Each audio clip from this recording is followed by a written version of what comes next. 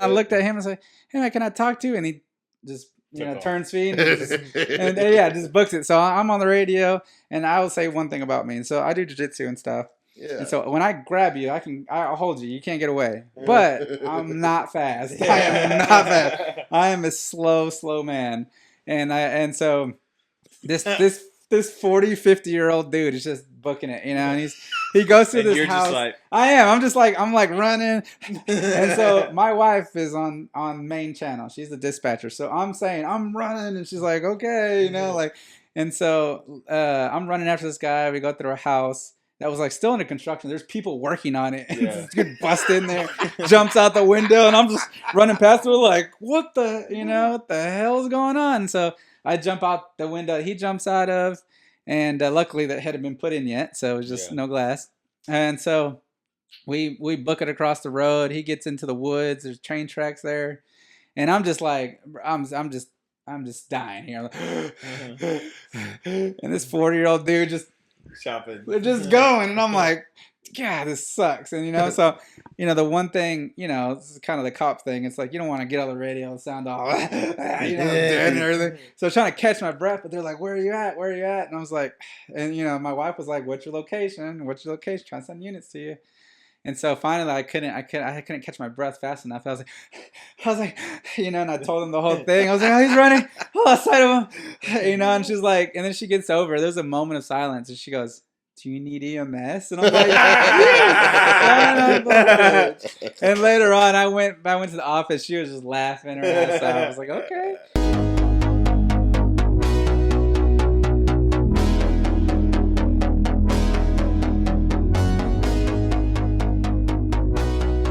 Welcome to another episode of Two Dudes, One God Pod. The last one came out, so I'm hoping that the recording works because we have no memory card in this machine down here, and we're just hoping that my phone doesn't die or run out of storage. So it's just really exciting. But today, Pat and I have Vicente Barrientos. Yes, sir. That's about as good as I can do, That's bud. As perfect as anybody. And he is he's a brother of ours that's gone through Freedom Weekend with us. It's just where I met him, and he's just a super loving, honest, open dude. He's like got one of those personalities. He's one of those people. If you just say hi to him, you missed out because probably he really wanted to just talk to you a little bit. Usually, and he's always smiling. It just always seems like he's in a pretty good spot. And I don't think that was his story his whole life. No, definitely. And but he works for a law enforcement agency. Mm-hmm. And I'm sure that we're going to have some probably pretty good stories here, So this should be, y'all sit back. If you're mowing the yard or whatever, don't run over any rocks or whatever, But check it out. So Pat and I are going to turn it over to Vicente, and I guess we can start by why don't you just tell us a little bit about your background, where you're from, what happened, So, I say that I'm from Florida, but in actuality, I've kind of moved a little bit all over. I actually lived in Texas before Florida. I lived in Austin and Pflugerville, but where I really grew up was Florida. A lot of that over there is, went to high school and kind of, really, I got into some bad things. So I kind of learned a little bit about myself and in that city. But my family's actually from Guatemala and Mexico. They immigrated over here and they landed up in Florida. Initially, when my mom and my dad were still together, that's when we lived in Texas. So around 8 years old or so, they got divorced, and I ended up actually having to choose who I lived with at the time. So I ended up going with my mom. And then after that, grew up there, got in some trouble over there in Florida. Right when I was 16, I kind of had this turning point where I said, man, I need to change something, or I'm going to end up. What kind of trouble you get into? Was it girls or drugs? What happened? So it was a little bit of everything. So human trafficking. Yeah, right. Yeah. maybe when I say a little bit of everything, not that much. You're trying to overthrow the government. But it really started. After the divorce was real hard for me. I was kind of left spinning after that, and so when I got into Florida, my mom was just trying to make it. She was doing the best she could, with what she had. And my stepdad came into the picture, all that jazz. But I was kind of left to my own devices, My mom grew up in a very traditional household. and a traditional Hispanic household. So she was really restricted as being the female in the house. So kind of translated into the very opposite when it came to me. Said, okay, no, I'm not going to lock you down. I'm not going to, sit there and breathe over your neck every 5 seconds. Yeah, that kind of machismo stuff. Like the guys, even the sons in the house are kind of given free reign. You got to respect them. You got to fix them a plate. Yeah. Like mom wasn't going to tell you, don't do this or don't do that. No. Because you were a man. Absolutely. And so. Which is interesting. Like this is something I think probably for a big listener base, like we probably, unless you just have friends from that culture, it's hard to understand the difference there. No, it is. It'd almost be offensive. Like I've tried to explain it to people that are like, "What do you mean?" I'm like, it's like it's hard for me to because I don't. How do I explain that? No, it is tough because I think a lot of it's if I compare it to more like traditional here in America, like in the 1920s. I mean, as far as in the Hispanic household, it kind of gotten it never really strayed away from that. Dad can do whatever. Mom has to be good with it.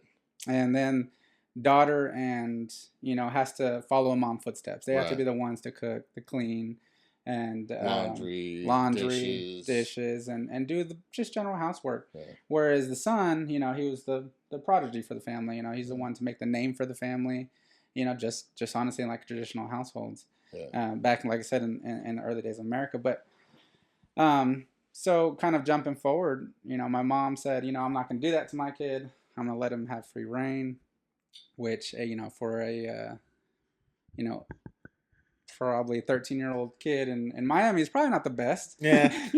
Like there was a little. There's a few vices running around in Miami. Just a little bit. I mean, we weren't in some secluded place. We were in the big city. So I remember when I was about 13, 14, somewhere around there. That's when I started smoking cigarettes. Yeah. Just like, in the bathroom, Where'd you get them, though? Where'd you get this? So, actually, I got them from a friend. I've always had older friends when I was younger, and because, like I said, I was always kind of left to my own devices. So, I would wander the city. It's me, my skateboard, and I had a best friend, and we ran everywhere. We took the buses everywhere, and, I always ended up hanging out with a lot older crowd because of that, because we ended up just finding ourselves at parties and house parties. And, we were just like 13, 14-year-old kids and these like 18-year-olds partying. And we're just like, all right, we're here. We're cool, man. We're in it, dude. So, like fifth grade, fifth grade, I had a buddy and his dad was like the manager. I hope he's listening to this. I think his name was Jonathan. I think this dude might work for a church somewhere in Oklahoma. But like we haven't talked since fifth grade, right? Yeah. But his dad like managed the J.C. Penney's here, and he smoked Benson and Hedges 100s, and we'd go in the garage and smoke them and like drink beer, and drink his beer in the garage, you know. Yeah. And then like by 6th or 7th grade, I made a pipe out of bamboo. Yeah. And I was smoking the cedar bark out of the tree in the front yard. And I would try to get the other neighborhood kids to do it with me. Like I would do it and I would kind of get an erection. And I was like, it's awesome. Experiment. It's super awesome. I just smoked this cedar bark, I think I feel something in my fingers. Yeah. I think I feel it, bro. And then I started picking up just butts off the ground. Yeah. Yeah. But that's also where you found like playboys and hustlers, like in the woods on the ground, sketchy. Dude. Yeah, it's random places.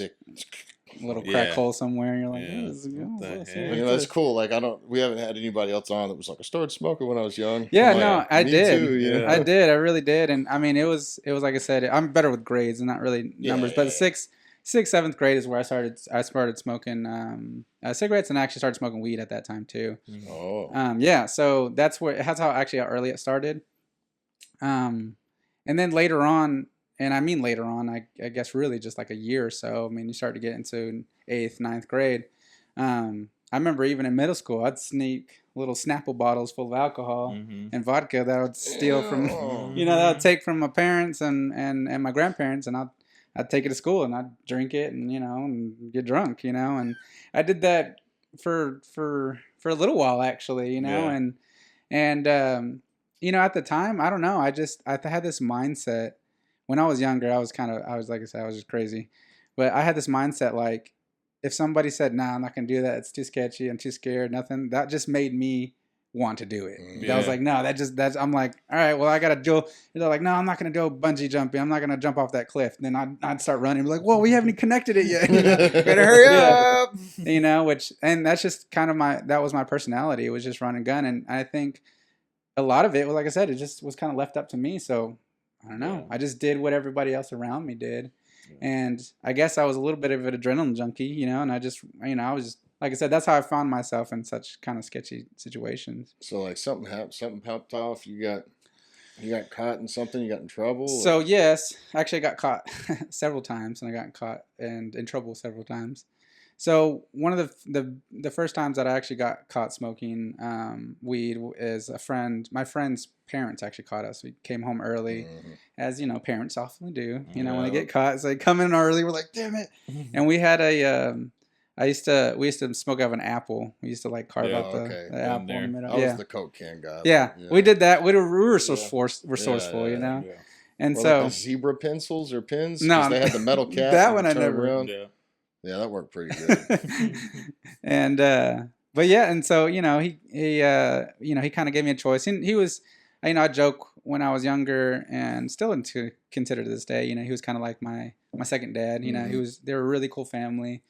They were friends with my family, and I mean, me and my best friend were at each other's house every day, for years. And so they're like, look, bud, like, I'm not your parents, so I'm not going to tell you anything, but at the same time, like, you got to go own up. Yeah. So I said, yeah, fair enough. All right. So he's like, either you do or I do. So I went home and, broke it to my mom and, got the pretty expected answer. She was mad, I wasn't let out of the house for probably, like a month or two. But then really that was it. Like I kind of said, all right. And in my brain, it's not the best way of thinking, but it's just what I thought when I was that age. I said, well, this is the worst that's going to happen. Yeah. Okay. Bro, I got you on the first getting caught. Saturday morning, I was working my first job. I had 16. I had a car, had a 93 Maxima. I'm older than y'all. Mm-hmm. It was a like 7-year-old car. Okay? It was pimp. It was wood grain, all the stuff, right? Woo. I was working at Jason's Deli. Supposed to be an order taker. This is for POS systems, but I couldn't memorize the menu because there's so many things. I was high all the time. So that made me bust tables.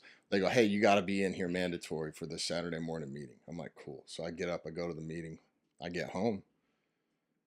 I bought my first bag of weed ever on the way home because I got paid also. Cashed my check, bought a bag of weed, got to the house. Mom and dad were gone. My brother was gone. There was a note. It's like, we went to the farmer's market or something like that, right? Yeah. I'm like, cool. So I'm in the backyard trying to smoke this weed. And I hear a car door shut. And I'm like, oh, shit. I'm like, look, I'm like standing by the boat, like trying to hide. And I look through. Oh, it's the next door neighbors. I'm like, man. So I get a couple rips going. And I hear a car door shut. I look out. And it's like, oh, it's just the neighbors again. And then I hear 2 car doors shut. And I look. And I'm like, oh, shit. So I put the stuff away and put the thing out, And then my parents are like, Trey. And they come in the backyard. And my dad's like, why are you back here smoking cigarettes? I'll never smoke cigarettes again, bro. I'll never smoke cigarettes again. And my mom's like, that's not cigarettes. Dang. Come on now. And so they're like, give it to us, And I'm like, okay, So I pull it out of my pocket and I gave them my little quarter bag or whatever. Mm-hmm. And I don't know what they did with it. And she's like, get on the couch. You're staying on the couch today. So I lay down on the couch and I sat there for a few minutes. And I was like, I got to turn the TV on, right? She's like, yeah. So I turned the TV on and my mom made me cookies. Oh, my God. And she brought them to me. And she's like, do you feel high? Do you feel high? And I was just like, oh, my God. I was laughing. They took my keys for 3 days. Mm-hmm. Goodness. Anyway, it got a lot worse after that, That was like, that's probably the beginning. And that's the thing, too. It's like, whether it's true or not, like, at least for me, that was like, oh. Not that bad. Yeah, like, I guess this stuff is not that bad. From a parent's perspective now, right? Because I've got an 18-year-old that's going to college, and I've got a 10-year-old or 11-year-old stepson. Dude, I've encountered situations. I'm like, okay, God, what am I supposed to say to this kid? Like, I don't. Like, what I tell him you're in trouble. It doesn't really matter. I beat him. Doesn't really matter. I've lived through it. Yeah. Really, none of the stuff that happened really mattered. Mm-hmm. Like, what do you do? I think later on.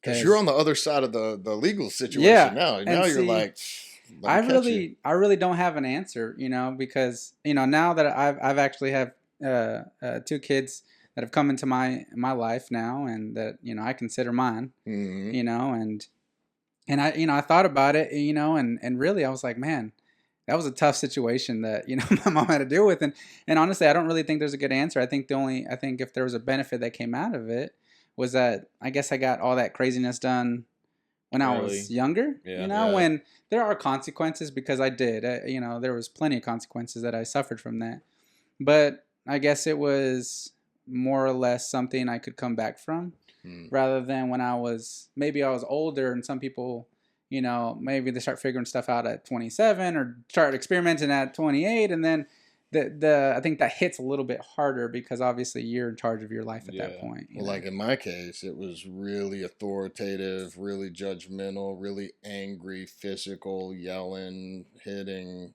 grounded for the rest of the school year. Like, just became a pressure cooker. Yeah. Which is like, in hindsight, I can look back and I'm like, I know my parents didn't mean to injure me. Yeah. But like, they made the drugs feel so much better than whatever they were doing. Yeah. So much more like of an they could have escape. just been like, hey, we really don't, like it could have been softer. Yeah.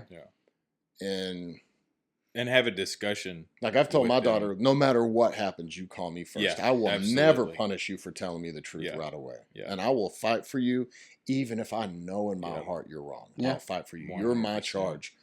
And it's my job to advocate for my kids. No, absolutely. But like, I was more scared of my dad than I was the police. Yeah. And I got more grace from the police.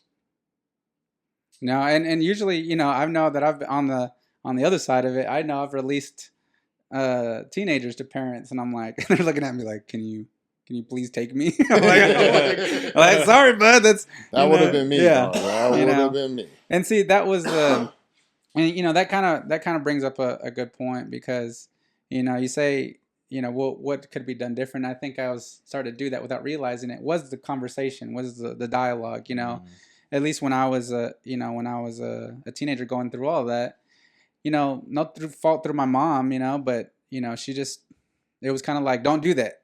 Bad. And that's it. And there was really no discussion about it. Yeah, like bad. All right. And you're like, and me, I questioned why and everything. I just did. Yeah.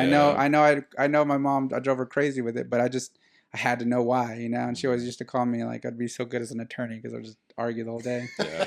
But my dad said the same thing about me. Yeah, He'd be a hell of a lawyer. She did. And she's like, I'm like, why? She said, you can't go out. I'm like, why? She's like, well, because it's dark. I was like, well, it's dark, and I'd go into it, blah blah blah. But yeah, they got flashlights and headlights. Yeah, I was like, I could be on. I have a phone. I know where I'm at.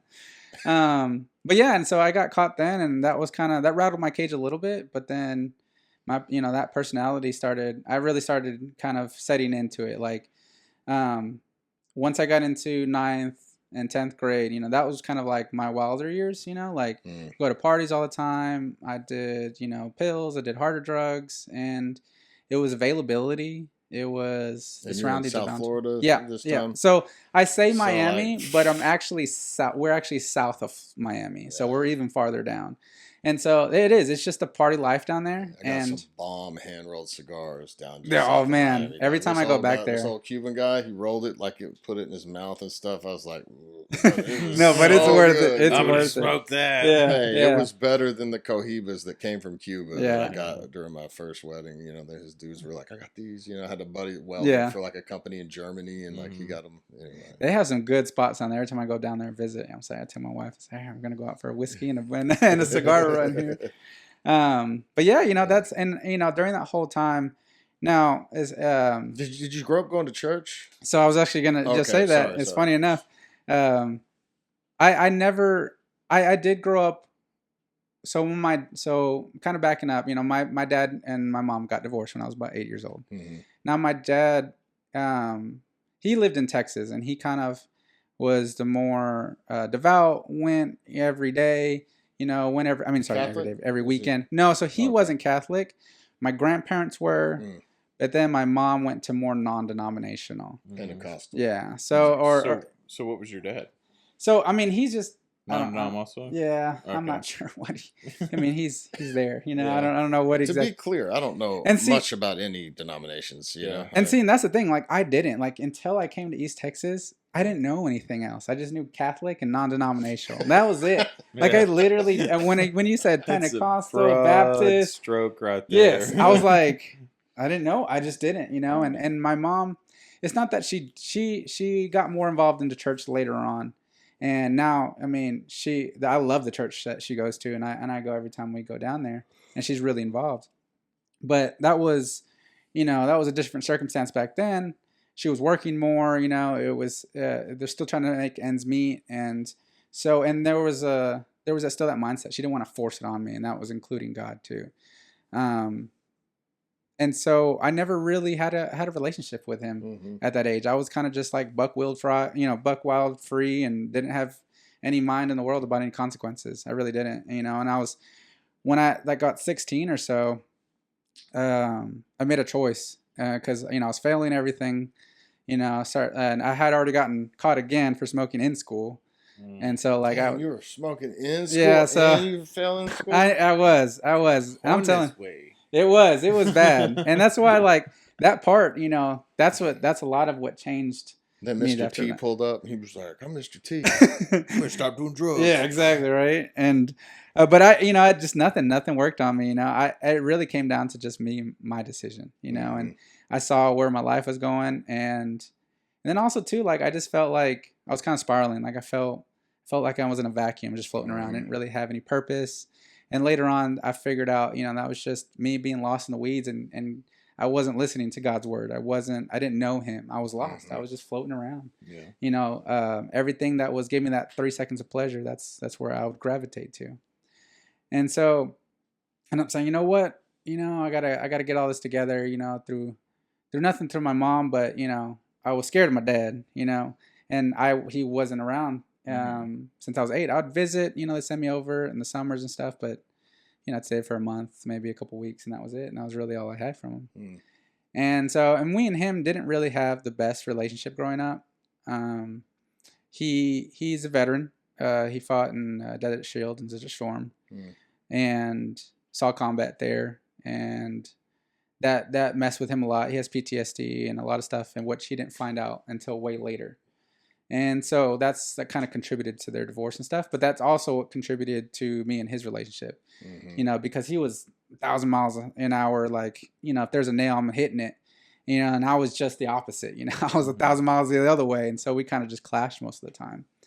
But I knew that he would push me more rather than my mom. She was more loving. She was more caring. She just wanted to kind of cradle me, which is, like I say, what mothers do, and out of love. But I knew I needed structure. I needed something. And so before I knew this thought would leave me, and I said I didn't want to do it anymore, and I'd chicken out, I said, no, I got to do it. So I ended up moving to Longview with my dad. Longview. Man, that was a culture shock. Yeah. How old were you then? I was 16, 17, yeah, going on 17. Oh. And so you got to mind you, like I've been in Miami from 8 to this time, so like you've been there 8 years. Yeah. So this is all I've known, because before that, I mean, I was 8, 7. I didn't, remember a whole lot from those years. Yeah. And so it was a massive shock. I came down here because I had visited, but it was in the sense of like It's a not the 15-year-old same. kid, Yeah. playing video games in the summer, and that was it. Once you get involved with the school district, once you get involved with community, then you start to actually learn about the different Absolutely cultures within the community. Yeah, I mean, almost a different language. It really is, because when I what's down in South Florida prominently is a lot of Latinos, a lot of, you got Dominicans, Cubans, Puerto Ricans. I mean, every Spanish-speaking country in between. And then I come over here, and it's a lot different. The demographics a lot different. Expound upon that. And I like one of the things that I called it was when I was in Spanish class, because I'm kind of a coconut, And the first thing I heard was like, I've never heard that. I heard was do you speak Mexican? And I was like, oh, okay. I was like, no, I speak Spanish, but I see where I'm at. But but honestly, I mean, a lot when I joke about it, but at the same time, I love this area because, my wife is from White House. She grew up White House, Really? Okay. Born and raised. And I was kind of actually jealous of her because, the big in the city, nobody cares and says hi to you. You just do your business and, everything's wham, bam, thank you, ma'am. But here in East Texas, everybody knows each other. Everybody's like rooted in here and has that community. And, I didn't find that till later. But, I was kind of jealous of my wife because she had long-term friends since she was like second grade. Right. Yeah. And like, they went to camp together, with the church, and and she went and she had all these experiences that I felt like I didn't, to me in my head, and she has her own set of stories, but she had this like nice self-contained area where she could grow up into. But like I said, she had her own demons to battle there. But when I came here, I was like, okay, maybe this is not so bad. People were kind of weird to me, but like, eventually, I started getting more involved in the community. And my dad started taking me to church, and then it kind of fell off a little bit. My dad kind of strayed away. We both did. I don't want to say that. We both did, because I was starting to become a man already at that time. So 17, 18 years old. And, but I did turn a major leaf. I started trying in school. I quit doing drugs. Well, I still smoke weed a little bit, and then I stopped, for a couple of years, and then I still quit trying to smoking cigarettes. That's the thing. I'm still bad. Yeah. But I have one every once in a while. But after I got here, I didn't really know what I wanted to do. I was like, I didn't feel smart I didn't feel smart. I didn't feel like I had any skills. It's like, cool, I tried for the last 2 years of high school and I passed. What the hell did I do now? Yeah. Like I was, I messed up half my life in school back then, and and I just didn't know where to start, and I was lost. But at the time I was dating my ex-wife, but I was dating her, and we were going to college together. And a little bit before that, I was like, I told my dad, I was like, maybe I want to go in his footsteps, and go in the military.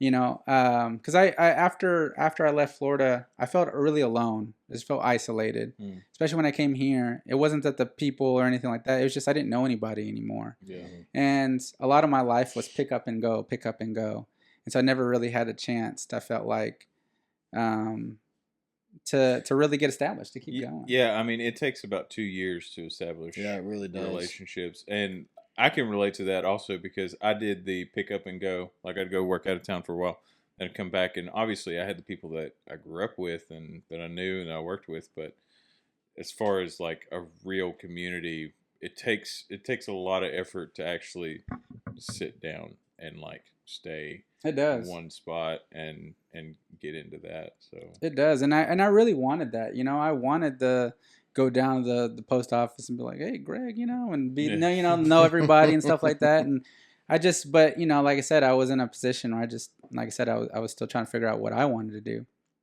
And my dad said, hey, look, it's not the same military, and I really wanted to serve. I really wanted to do the job that nobody else wanted to do.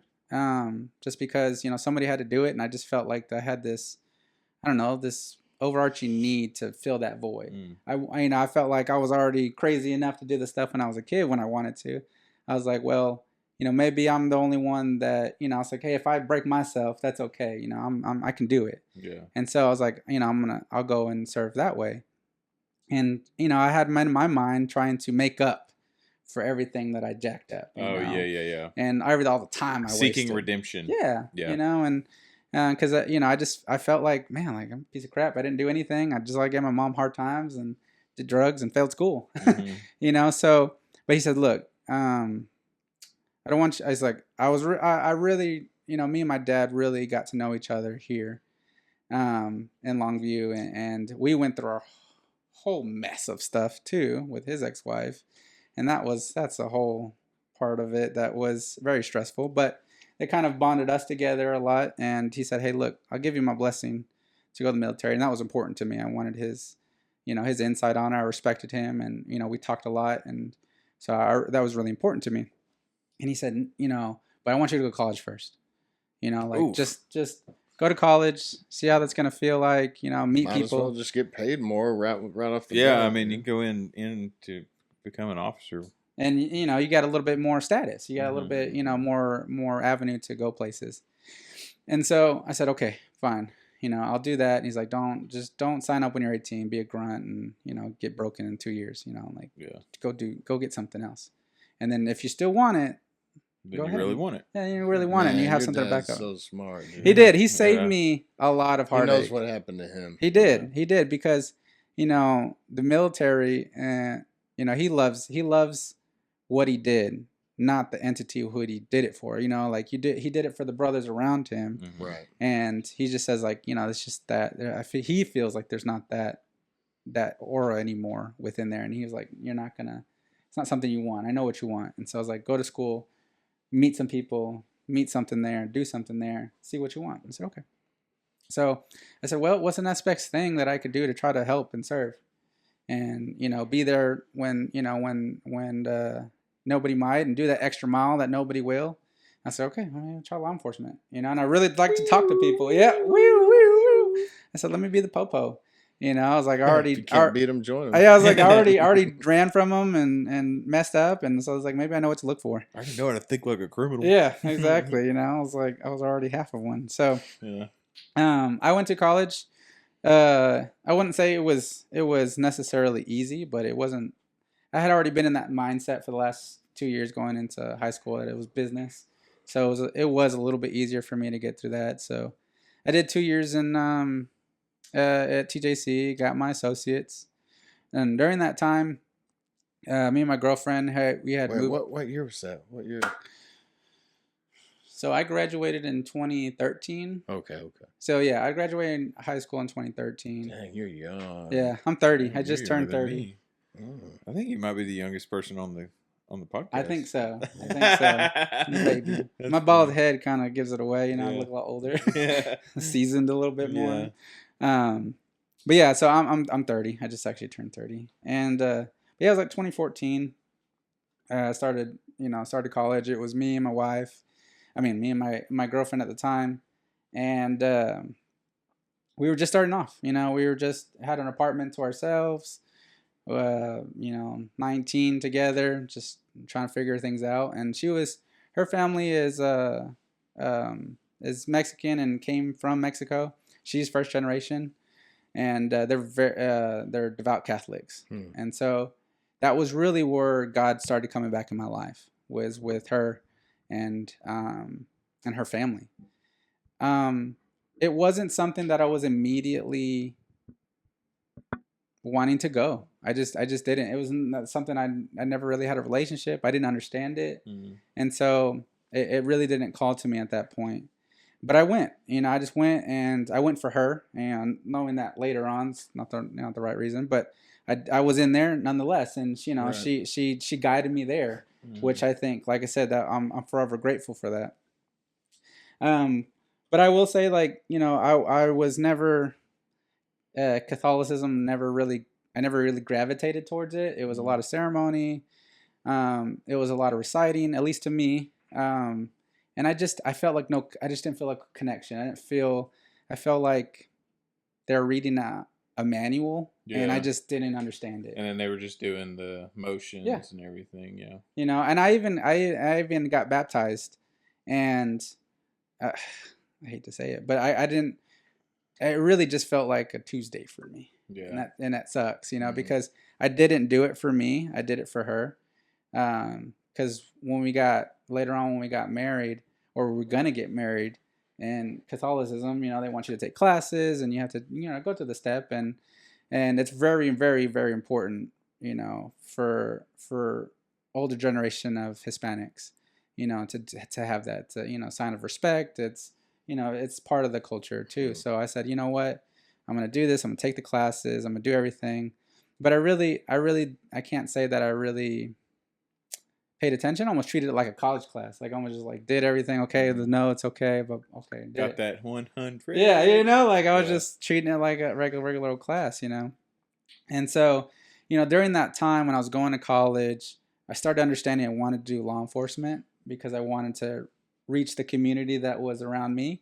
Because it kind of go back to that, I wanted to be going into the gas station being like, hey, Bobby, what's up? Another day, Tuesday. And I wanted that so badly. And I felt that in the military I wasn't going to get that. I started seeing that because I was going to have to travel Oh everywhere, yeah, yeah, and yeah. I You just, you get that amongst your barracks, yeah, and you get that amongst the the shops in the base that you yeah, get, but it's not the but same. you can get, deployed somewhere else. And I was just Exactly. tired of being uprooted. I just Mm-hmm. didn't, I'd moved, I could visit it back and forth all my whole younger years. So, we got married, and I ended up being able to get into law enforcement with an agency that I'm still with now. And at the time, I wasn't a police officer. I was just a jailer. Mm-hmm. So that was kind of like I was just my first break into it, Mm-hmm. and that's where I really kind of started cutting my teeth on just being law enforcement and talking to people and knowing people and seeing people. And that was really the first time I saw crisis, just people at their end, and people. It was amazing to see the transformation sometimes of people when they go into jail, and either they're facing a long sentence, or maybe they're just it's in and out for them. But you see the people, and you notice the people who do find God or who do clean themselves up, and it was kind of amazing to me that seeing the transformation of them, and I was like, I wanted to be a part to try to help that. Mm-hmm. How And to cultivate it. yeah, I Yeah. wanted to be part of the team that person could call and say, hey, look, I'm in the middle of nowhere. I got nothing. And I got this thing in my hand. I don't want to do it. I wanted to try that. So, and also I wanted to do the cool stuff in law enforcement. I was like, Yeah. I'm not gonna lie, I was Yeah, 20 let's years go old. kick in a few drug Yeah, I dealers' want to go. doors. I want to Yeah. go car chases and and chase people and all that kind of Yeah. stuff. So Put me in that Bearcat. yeah, I was like, I'm not gonna lie, I want to do all the cool stuff too. So I started getting into I had a plan, and I've always been very, after I got to Longview, I've always been like a goal setter, Mm-hmm. and that's been kind of my demise. Sometimes I get so wrapped up in like accomplishing the next step. There always has to be a next step. There always had to be something more, and it was never just something different. It always had to be something more. But that helped me kind of propel myself through my law enforcement career. Well, it gives you purpose, and it gives you accountability to your own self. Yeah. No. Whenever you set those goals, that's very Yeah, important. but like if your expectation wasn't met or you didn't meet the mark, then it was a crisis for you. Right? It was. Yeah. It was because stepping back just for a minute, I initially I wasn't hired by the agency. They rejected me and they said come back.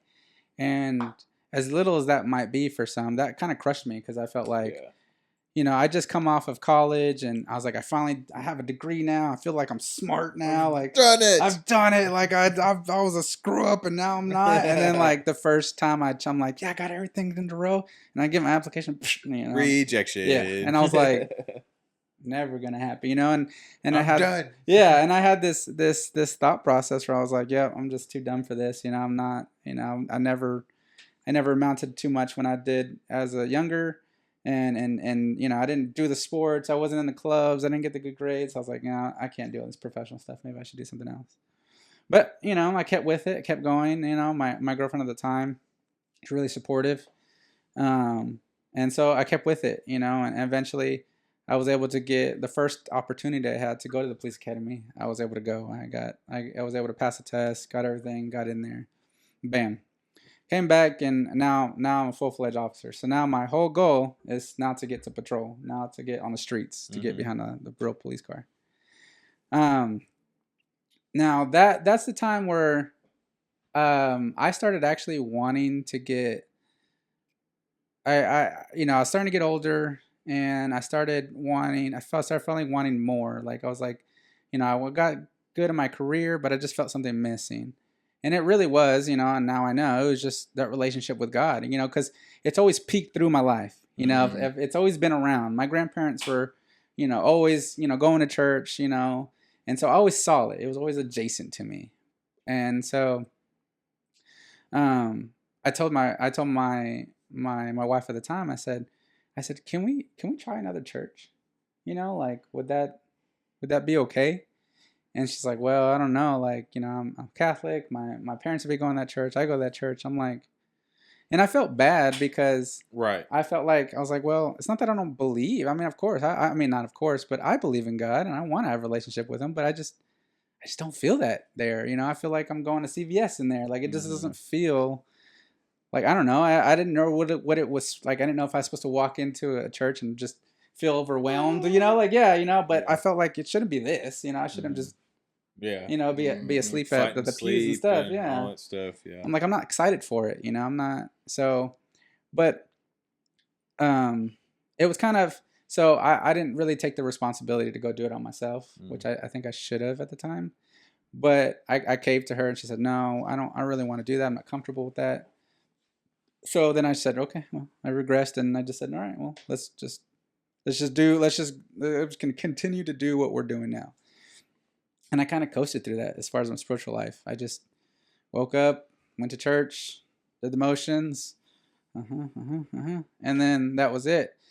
And as my career kind of started taking off, it felt like my inside started going down. Yeah. And like my mind started getting more anxious. And I started just feeling less and less, and I don't know how else to describe it, but just saying it just felt less. I just felt lost still.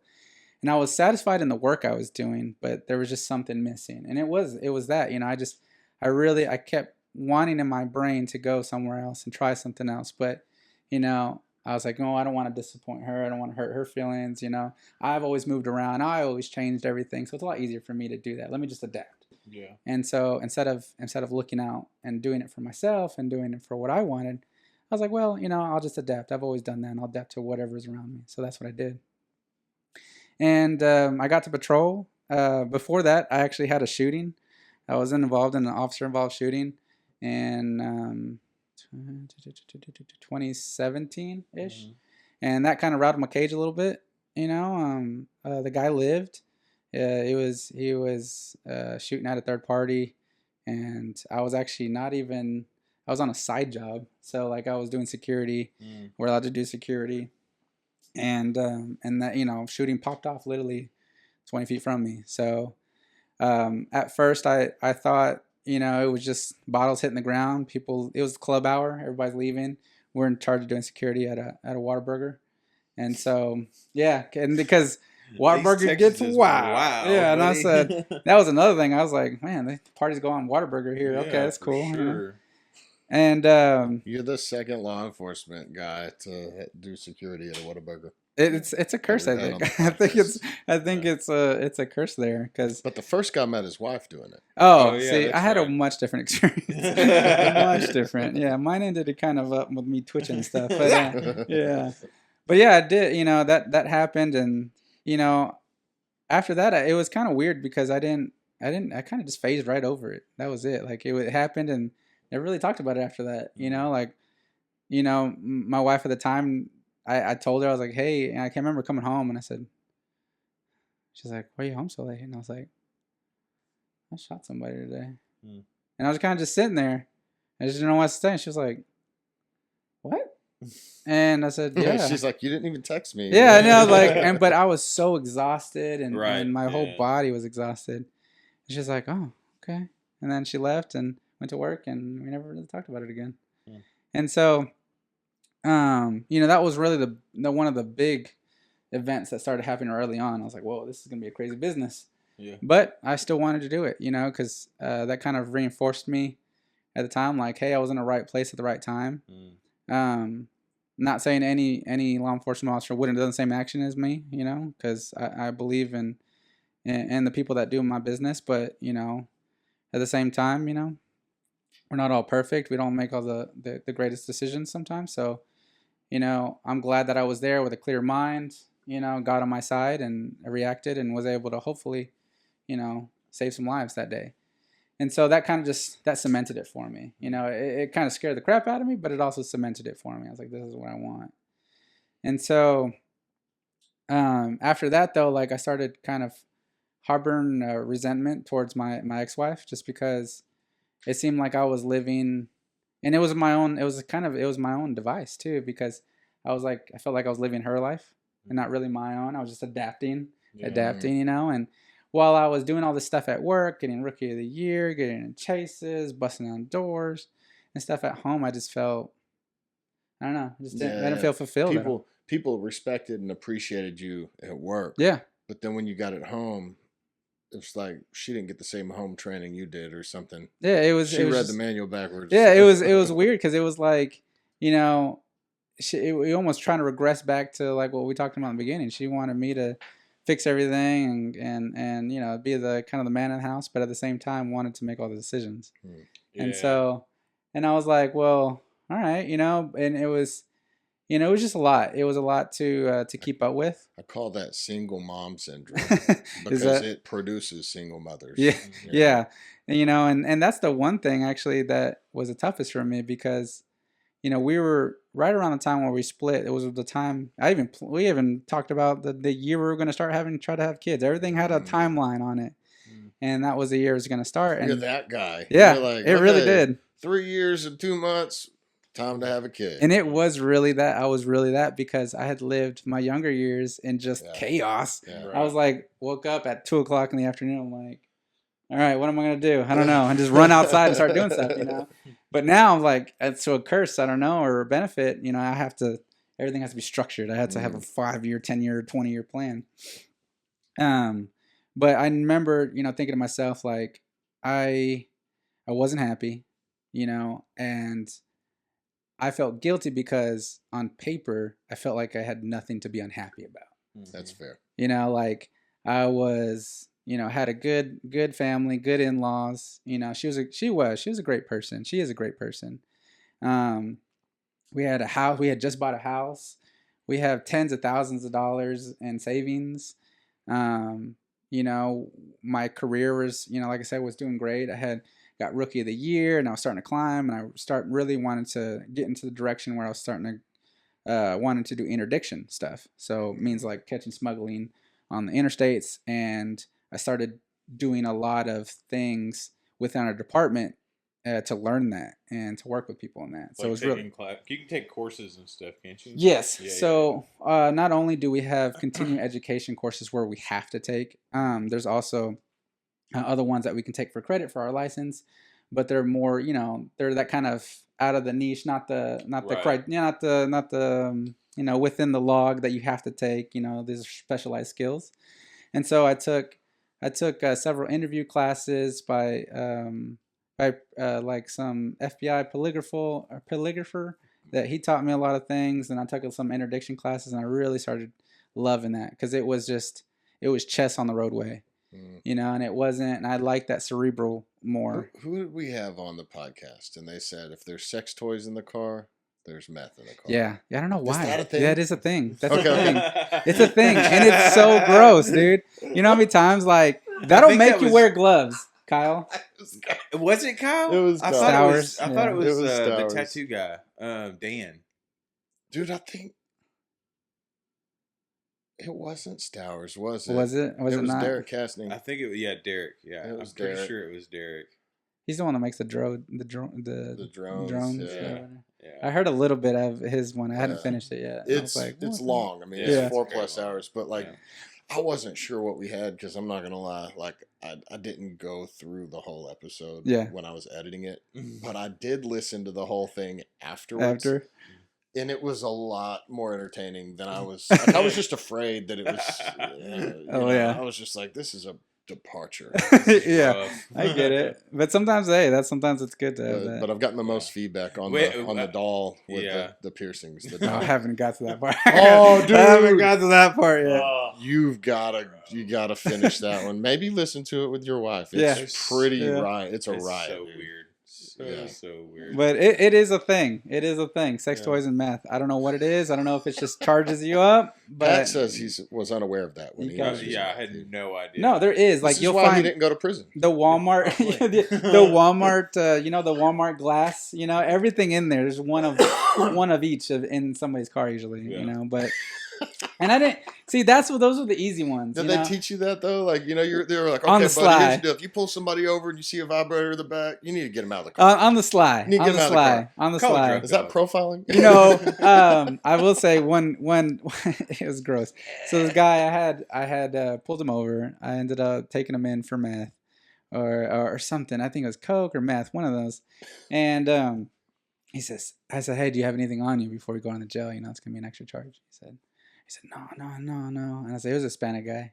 I said, okay. He's like, and then we started getting in. He's like, well, I may got one thing. And I said, what do you got? And I was like, you got more drugs? And he's like, no, it's not drugs. And I was like, okay. I was like, is it a gun? Like, what you got there? And he's like, it's on my thing. It's What? It's on a ring. And I was like, No. he's like, can you take it off? And No! I was like, no, I'm not taking it off. I was like, look, dude, you're not gonna get a criminal charge for that, but I'm not taking it off, buddy. Yeah. But yes, I don't know what it is, but that is a my thing. gosh. That is a thing. That's hilarious. And see those ones, I like doing. You know, so you get some funny people out of that. You know, and some crazy stuff. But I really like the smuggling part of it. You know, like I pull over somebody that's done meth for 20 years. It's pretty obvious. You know, and so, but the smuggling. You know, those are You're like an 85-year-old white grandpa. Yeah. Just like, oh no, just bought this truck. Yeah, you know, and there's sophistication. You know, they have criminal organizations rather than just gangs. You know, you have cartels, you have all kinds of stuff, and they're like I said, they got real money. They got real money, They and they got chop people. shops and everything. And people got educated. You know, the college degrees. You know, not to say that's a measure of of intelligence, but they have professionals. Oh yeah, you know? they'll send them to military also. Yeah, they'll go get the training and then go AWOL. Yeah, and then bam, now you're a pretty great asset for the organization. So I like doing that work. That's what I wanted to do because, like I said, there's a lot of that through I-20 and I-20 is a big one, and that's where human trafficking, big one. We've had 2 guests on talking about that. You know, I know some guys that used to mow like I-20, and they said that they'd see flumes of coke. Like smoke just go up under the bat wing, and they stop and check it out, and it's like a bunch of cellophane and a bunch of coke everywhere. Yeah, it really is. It's amazing what you'll find. Because they'll just as soon as they see a suspicious cop, they'll be like, all right, they'll just dump it, And whether or not you're high enough in the organization to be able to do that and get away with it, I don't know.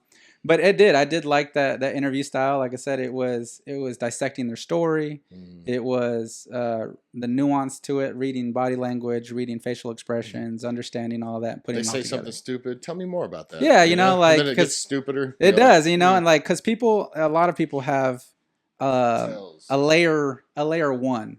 Like that's all they really prepare for, that you have good ones. Just like a sales training. It is. It's like, hey, get the objection out early because most people only have one good objection. Actually, if they've got 3, they're experts, and Actually, a lot of I know the polygrapher class. I know he said a lot of salespeople actually want to take his stuff because it's just the same thing. It's reading people and then seeing what you can do in order to get what you want, And so I really loved that back and forth, and but.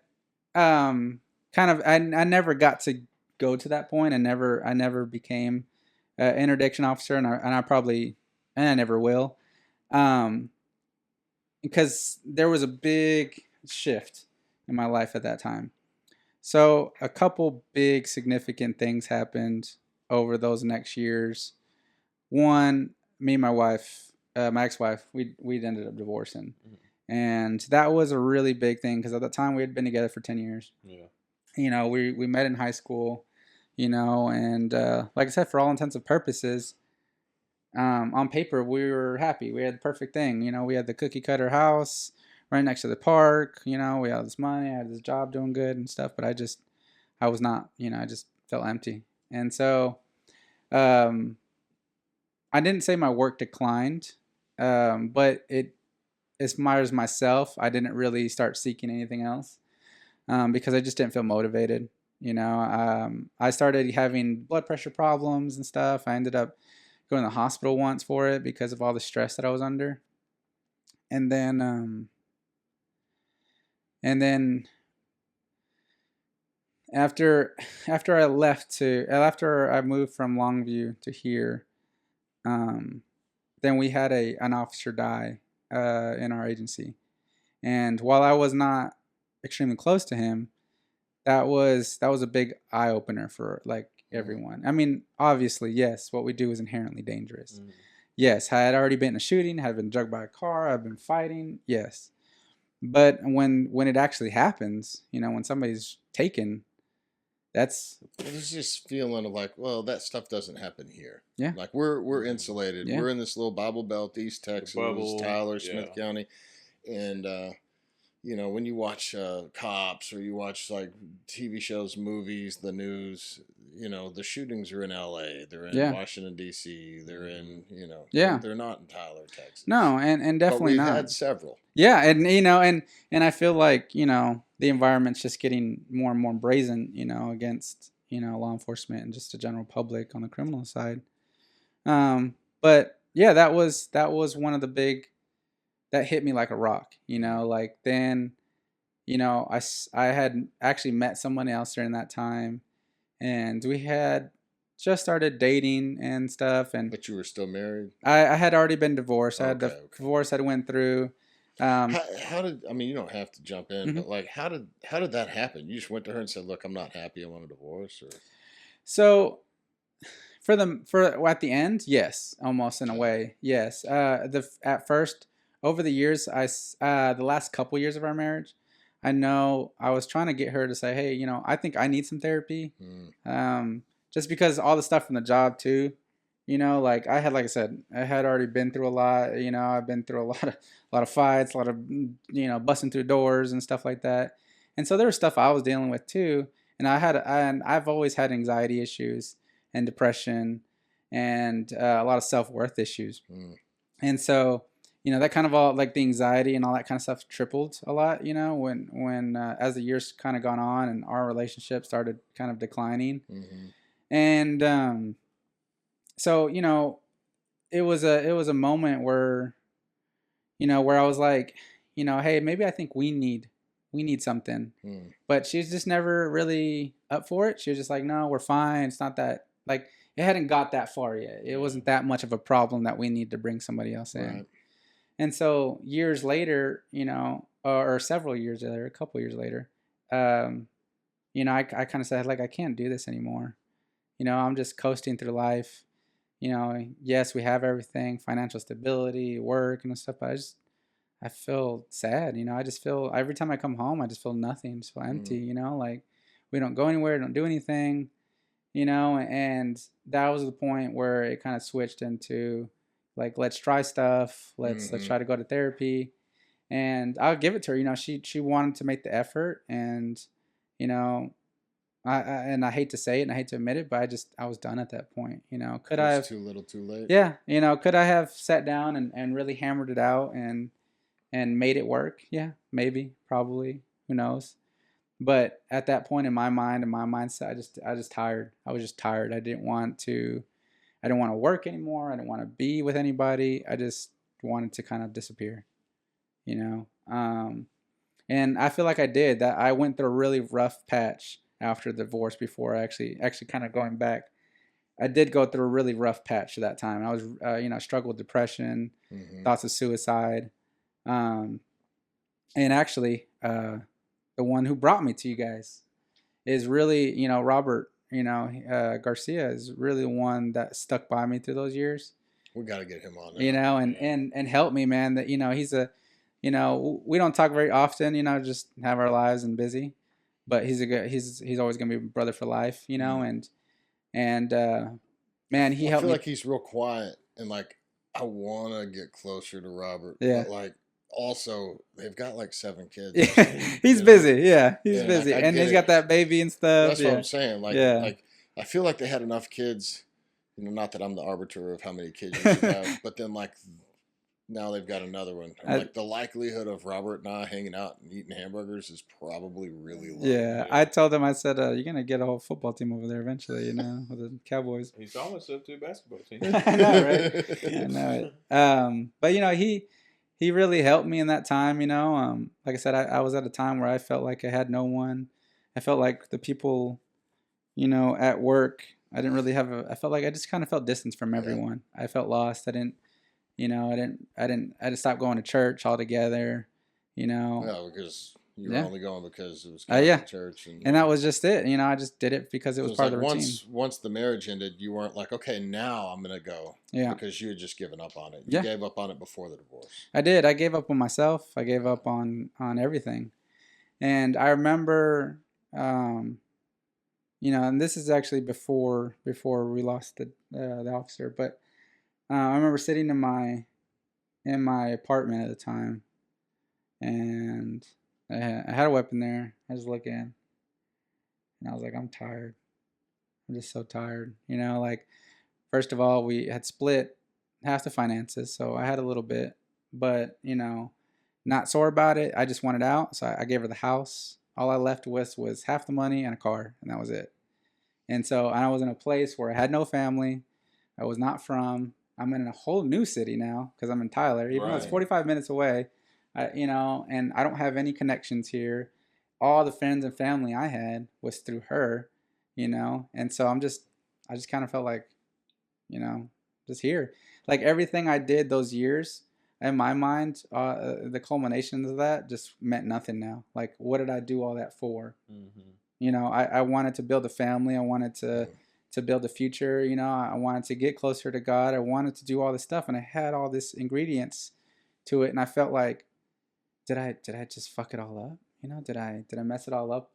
Why? Wait. No, I'm happy. And now I was just going back and forth. Because I was like, I wasn't happy, but did not try hard enough? And so that whole time I was just lost. And I kind of just floating around. And honestly, it wasn't until I met my wife now that I kind of started getting my head straight. But before that, like I said, we started dating. I was going through that patch. Talking to like really my one good friend. And kind of got me through that, and talking to my parents, and opened up a lot of old sores with them, but kind of closed it. Yeah. And so kind of started getting a breath back, and then bam, we lose somebody. And you know I saw she has kids, and my wife now. And at the time, like I said, we were just dating, and I was like, oh my god, like, I don't know if I want to do this now. Like, oh my god, these kids are starting to come into my life. And at the time I was like, they you know we were still dating, but I was like, they're really cool, man. And they're starting to Hmm. look up at me and trying to do stuff together, and I'm like, oh crap, like, I could miss all this. And Yeah. my way of thinking wasn't that I was gonna die. It was just like, oh It my could, god, what if I miss this? yeah, Like, or it could be taken away. yeah, it could be taken away. Mm-hmm. And I started getting what I really wanted. Like, I started getting that family and that connection and that community again, and I was like so scared to lose it. Hmm. You know, so bam, I started kind of after the funeral, things started getting better. Not really financially, which is funny how that works, Hmm. because when I was with my ex-wife, we were good financially. Internally, spiritually, it sucked. Yeah. Now, I mean, I'm not saying we're struggling, but times are a little rough, Okay. but I've never been happier. I've Yeah. never been happier. And I would throw all the money away, Yeah. if it meant to stay, where I am now. But, it got a lot to even get here. So what happened was, initially, at first, is I went and we went to a vacation in Galveston. It was kind of like our second trip together, with my wife now. And it was kind of to solidify everything, just how we're gonna react as a together as a unit and with the kids. Because the first vacation it was just me and her. So this is gonna be a one where we were gonna take the whole family. So while I was there, we were having fun, good times, and all that kind of stuff. And uh, I've herniated my back when I was 18, and I Hmm. had surgery on my back, and it got to the point where, like, I almost lost feeling in my right leg because of it. And so ever since then, I have a pretty good back pain after that, and I'm kind of limited on some of the things I can do. So while I was down there, I was hurting a lot. I was just breaking down with the kids and playing with them, but I was, oh my god. So when I was down there, I took my wife said, "Hey, can you want to try some CBD? It might help with the inflammation." I said, "Yeah, sure, okay." So I did it, and I was like, it didn't really help a whole lot with inflammation, but it helped me sleep, which I already had issues with, you know. And and so then we come back, you know, like I said, all the stuff happens with the officer, and then I'm still having some problems, which is blood pressure, you know, and because it's like all the things that happened, that the divorce, the officer happening, all that stuff, me being by myself, that all happened within like a year and a half. You know, it was real, just real right after another, and you know, that's when like during that point, that's when I started really getting the hunger to like find, you know, a church. I was like, I don't know why, you know, I just needed it. I was like, I don't know where I need to go. I don't know what church it is. I don't even care if they speak English. I just need one, you know, I just need something somewhere. Yeah. And so, my wife isn't inherently religious, actually, even now she's not. And, but she growing up in this area, she was brought to church a lot, you know, that was the thing. And so I started going with her, and that really opened me up again. It finally, like, it wasn't Catholic church, and you know, I started making connections again. I started, you know, hearing the word for like, I feel like for the first time, you know, I started understanding it, and I started actually, you know, I don't know, it really broke me down, um, and it started kind of igniting something within me, and I started feeling fuller, you know, and but I still, now my career is starting to get shaken because I come back, um, they say, hey, look, we're gonna, you know, we're worried about your whole medical issue, all that kind of stuff. Take a leave, okay. And I had to get a neurologist to come back. I said, okay, okay. So meanwhile, I'm doing good in my personal life. They say, all right, well, here, take this test, blah blah blah. Well, I take a test, I take a drug test, and it comes back positive for THC. I said, yeah, I take the CBD stuff. It's like, and they were like, well, they didn't believe me, and so I was like, okay. I was like, well, I mean, I'll do whatever you want. I don't care. I mean, I don't have nothing to hide. And so, you know, for the next year, that's how long it took for mine to get back. And mind you, you know, um, I went through polygraph, went through all this stuff, and got cleared of it, and said, all right, well, I guess you were telling the truth. But you know, I wasn't allowed to come back until I got cleared with a neurologist. If you know anything about neurologists, it takes a heck of a long time to see them. Yeah. So meanwhile, my friends just had somebody die, some of them, and I was on vacation in Galveston while this happened. So that was another big thing. I wasn't even there to like be support and to like help or, you know, do something.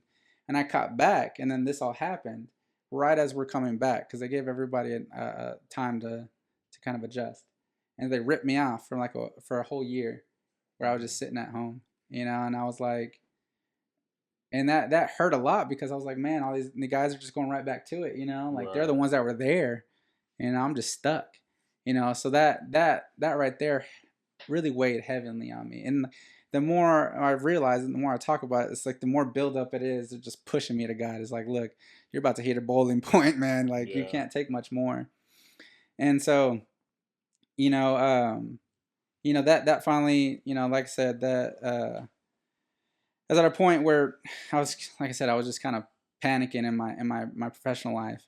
I finally get back, but now I just feel it's not the same anymore. You know, one, relationships at work have kind of degraded just because, you know, we lost somebody and everybody's. And you were gone. Yeah, and I was gone, and so, you know, work after that never really felt the same, and so I kind of felt lost, and I was like, well, what do I do now?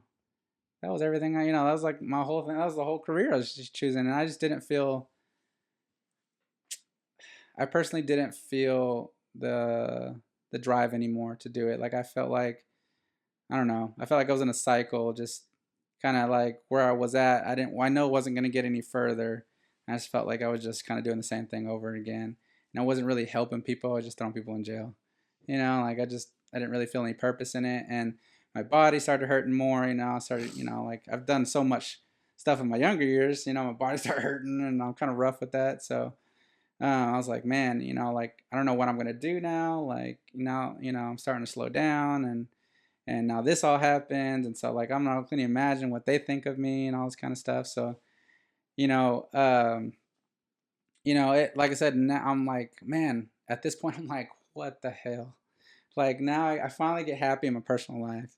Like I have my wife. She's super supportive. Even though she's not necessarily a believer, she comes with me. She support me, and she's like, I was like, do you want to come? She's like, yeah, no, I want to come. And at the very least, she listens to the word, and she's able to sit on it. But and the kids, and being having them in my life and being a part of them life, and them to the point now where they call me dad, and having that new source right there, and wanting to lead them right and show them the right way to live.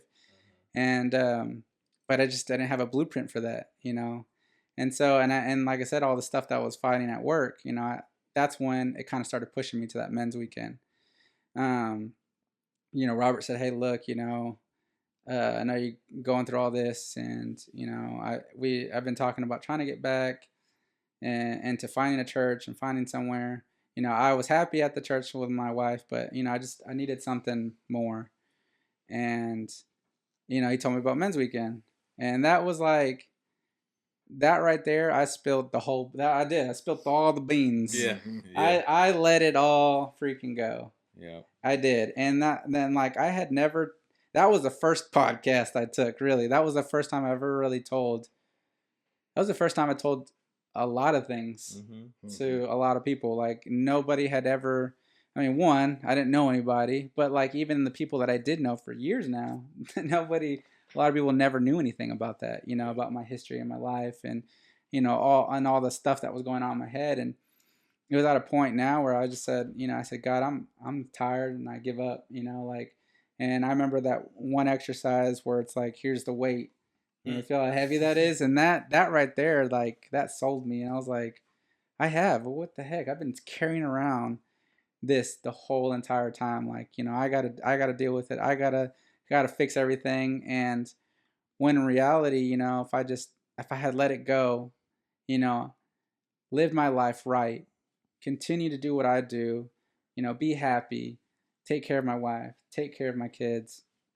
In that road, that I would satisfy, myself. I would satisfy, my, like I guess my relationship with God, rather than, trying to look for something specific, and trying to keep climbing a ladder and stuff where, God was kind of telling me, like, look, all these plans you got, all this, everything, look how much weight it's put on yourself. You put this on yourself. You put all these time restraints and all these, everything on all yourself. All These conditions, conditions. and you're not even asking me about it. No, not You're at all, even, like, discussing me, not even see where I'm at with it all. and I lost kind of my purpose at work, and I was just like, man, that's just something I wanted to deal with. I'm a suck up. And not one moment did I stop before that to say, like, am I doing the right thing? Like, what am I doing? Really pray on it. Yeah, what's God want for me? Yeah. We talked before with guests about, do you think that you're compliant to God, or do you think you've surrendered to God?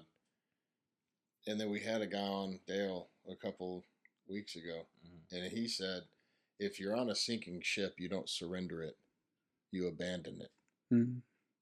It's like this idea that, am I going to really, really 100% give this whole thing to God and rely on God? Or am I going to, like, take it back? Am I going to go, hey, you can do it? Yeah. And then tomorrow, I'll take it back over. I don't know if you're going to do what I think needs to be done. But, like, if you abandon what you think needs to be done, well, then all you're left with is what God, So I feel like I remember that Friday night at Freedom Weekend. You came in, and I mean, I could just feel it, Like, I'm not saying I'm a prophet or whatever, but like I could just tell that you genuinely needed what we had to offer. And I had like a couple little conversations, and you were like, I'm ready, And I was like, oh man, praise God. I could just tell that you were there, and I wasn't even like in your little group or whatever. I was on the mic, I think. Yeah, that was when you were on the mic. Yeah. And I was his team lead. That was my first time as a lead, and like just to see really that whole group. Yeah. Everybody. It was. The whole group just laid everything down, and that's really what it's about is getting the things inside of you that have been eaten at you that you may not even know have been eaten at you, And then next thing you know, just a series of a few questions. It's not like anybody has any mystical revelation from God has spoken to me over your life or anything like that. It's just a matter of questions that we ask to people, and maybe you'll get something out of that question. Maybe you won't. We'll just keep moving forward and do the work that is put in front of us, and to see that, everybody just putting it all down, that's such an encouragement to. And I think that whole thing, it takes God from here and puts it here and here and here. Yeah. Because we make you do the things. Yeah. We allow you a space and show you an example of how to forgive, how to be real with other men, how to repent. How to experience God, So it's like the other thing, boot camp, which is what I went through first and came from, as they say, it's a God encounter. Well, how do you do that? But like, I've read the Bible, I've been to Sunday school, I've had experiences, but like, how do you take that and multiply that? Well, also, I don't want to get on here and start talking too much about Freedom Weekend because we don't talk about Freedom Weekend, but it's like Fight Club. The thing is I've seen it time and time again. The weeks leading up, the year and a half, leading up to Freedom Weekend, like that was exhausting within itself. It beat you into a place of reasonableness, where you were like, okay, maybe I don't have the answer. No, I felt God. I really felt God when I walked through those doors. Like, all right, dummy, you done now? Like, you done squirming and jumping and beating yourself up? Because for that year and a half, that's what I was doing. But you still got to hold the weight. Yeah, exactly. Yeah. And he says, all right, let it go. Yeah. And I think that was the biggest thing that the guys taught me, and that everybody taught me there, and I seen is that how to let it go. And man, when I walked out of there, at the end of it all. A big thing too was for me was the lack of judgment, was the fact that people come from all walks of life and we've all done crazy stuff, some of us more than others or what have you, but everybody just looking at you like, it's okay. Yeah. And I'm just like, so I'm not a piece of crap, like, wow, and it's just, and even though it's silly to say out loud, but, sometimes you just need that, And sometimes you might get it. Yeah, you are a piece of crap. Yeah. But what are we going to do with it now? Yeah. What's the next step for you? Are we going to keep going back to being a piece of crap? Yeah. Or are we going to move forward from it? And I think that's really what it's about, is being real with somebody and being transparent and being willing to unpack some things and be honest. And that's what helped me the most was just clean slating it, just giving it to everything, admitting everything out loud. Because I felt like I was, even though God knows what's in your heart and in your soul, I just felt saying out loud was more concrete. Like I was just like, here it is. I'm not denying it anymore. Well, if you think about it, how was according to our worldview, how was the world created? It was spoken. Mm-hmm. And that's exactly what God did from the beginning. I mean, I'm not saying we're made in His image. I mean, so we've talked about that this idea of like sticks and stones may break my bones. Well, like, maybe we can talk a little bit more about your current role, and what you're doing, because I think that words have a big deal. And I used to think that I was bad. I used to think that I wasn't good. And I think that that's, for me, even getting into recovery and then going to treatment and going to counseling and they were like, well, hey, what's wrong? I'm like, I don't know what's wrong with me. Right. I don't know what's wrong. Because when you go to a counselor, you talk to the counselor about what you think's wrong with you. When you go to a psychologist or a psychiatrist, they listen to you, they give you a test, they go, this is what's wrong with you. Counselors don't tell you what's wrong with you. And I said, well, I've figured it out. I've got the Midas touch of shit. Everything I touch or I handle, I encounter goes bad. I'm bad. Yeah. But that's shame. Yeah. And it's a lie too. Shame is I'm bad. Right? And so I'm shit. Right? Well, I was sick. I was confused. I was disconnected from God, but it wasn't expressly my fault. Yeah. You know what I mean? Because it's a condition that I was born into. Right. Yeah. Right. The state of the world is in a fallen one. Exactly. Yeah. And so what I found when I got into recovery is people say, hey, what you do or what you did isn't who you are. Yeah. And then, when I come to Freedom Weekend, they tell me, hey, who is God to you? I answer the question. And they say, okay, well, who are you to God? Did I say that backwards? You know what I mean, right? So God says who I am. I'm his son. I'm his child. So then I can't be shit, so it's a really complicated deal. So I try to look at people and I'm interested in what y'all think. But when I see people that are doing bad, I don't think they're bad. I think they're sick.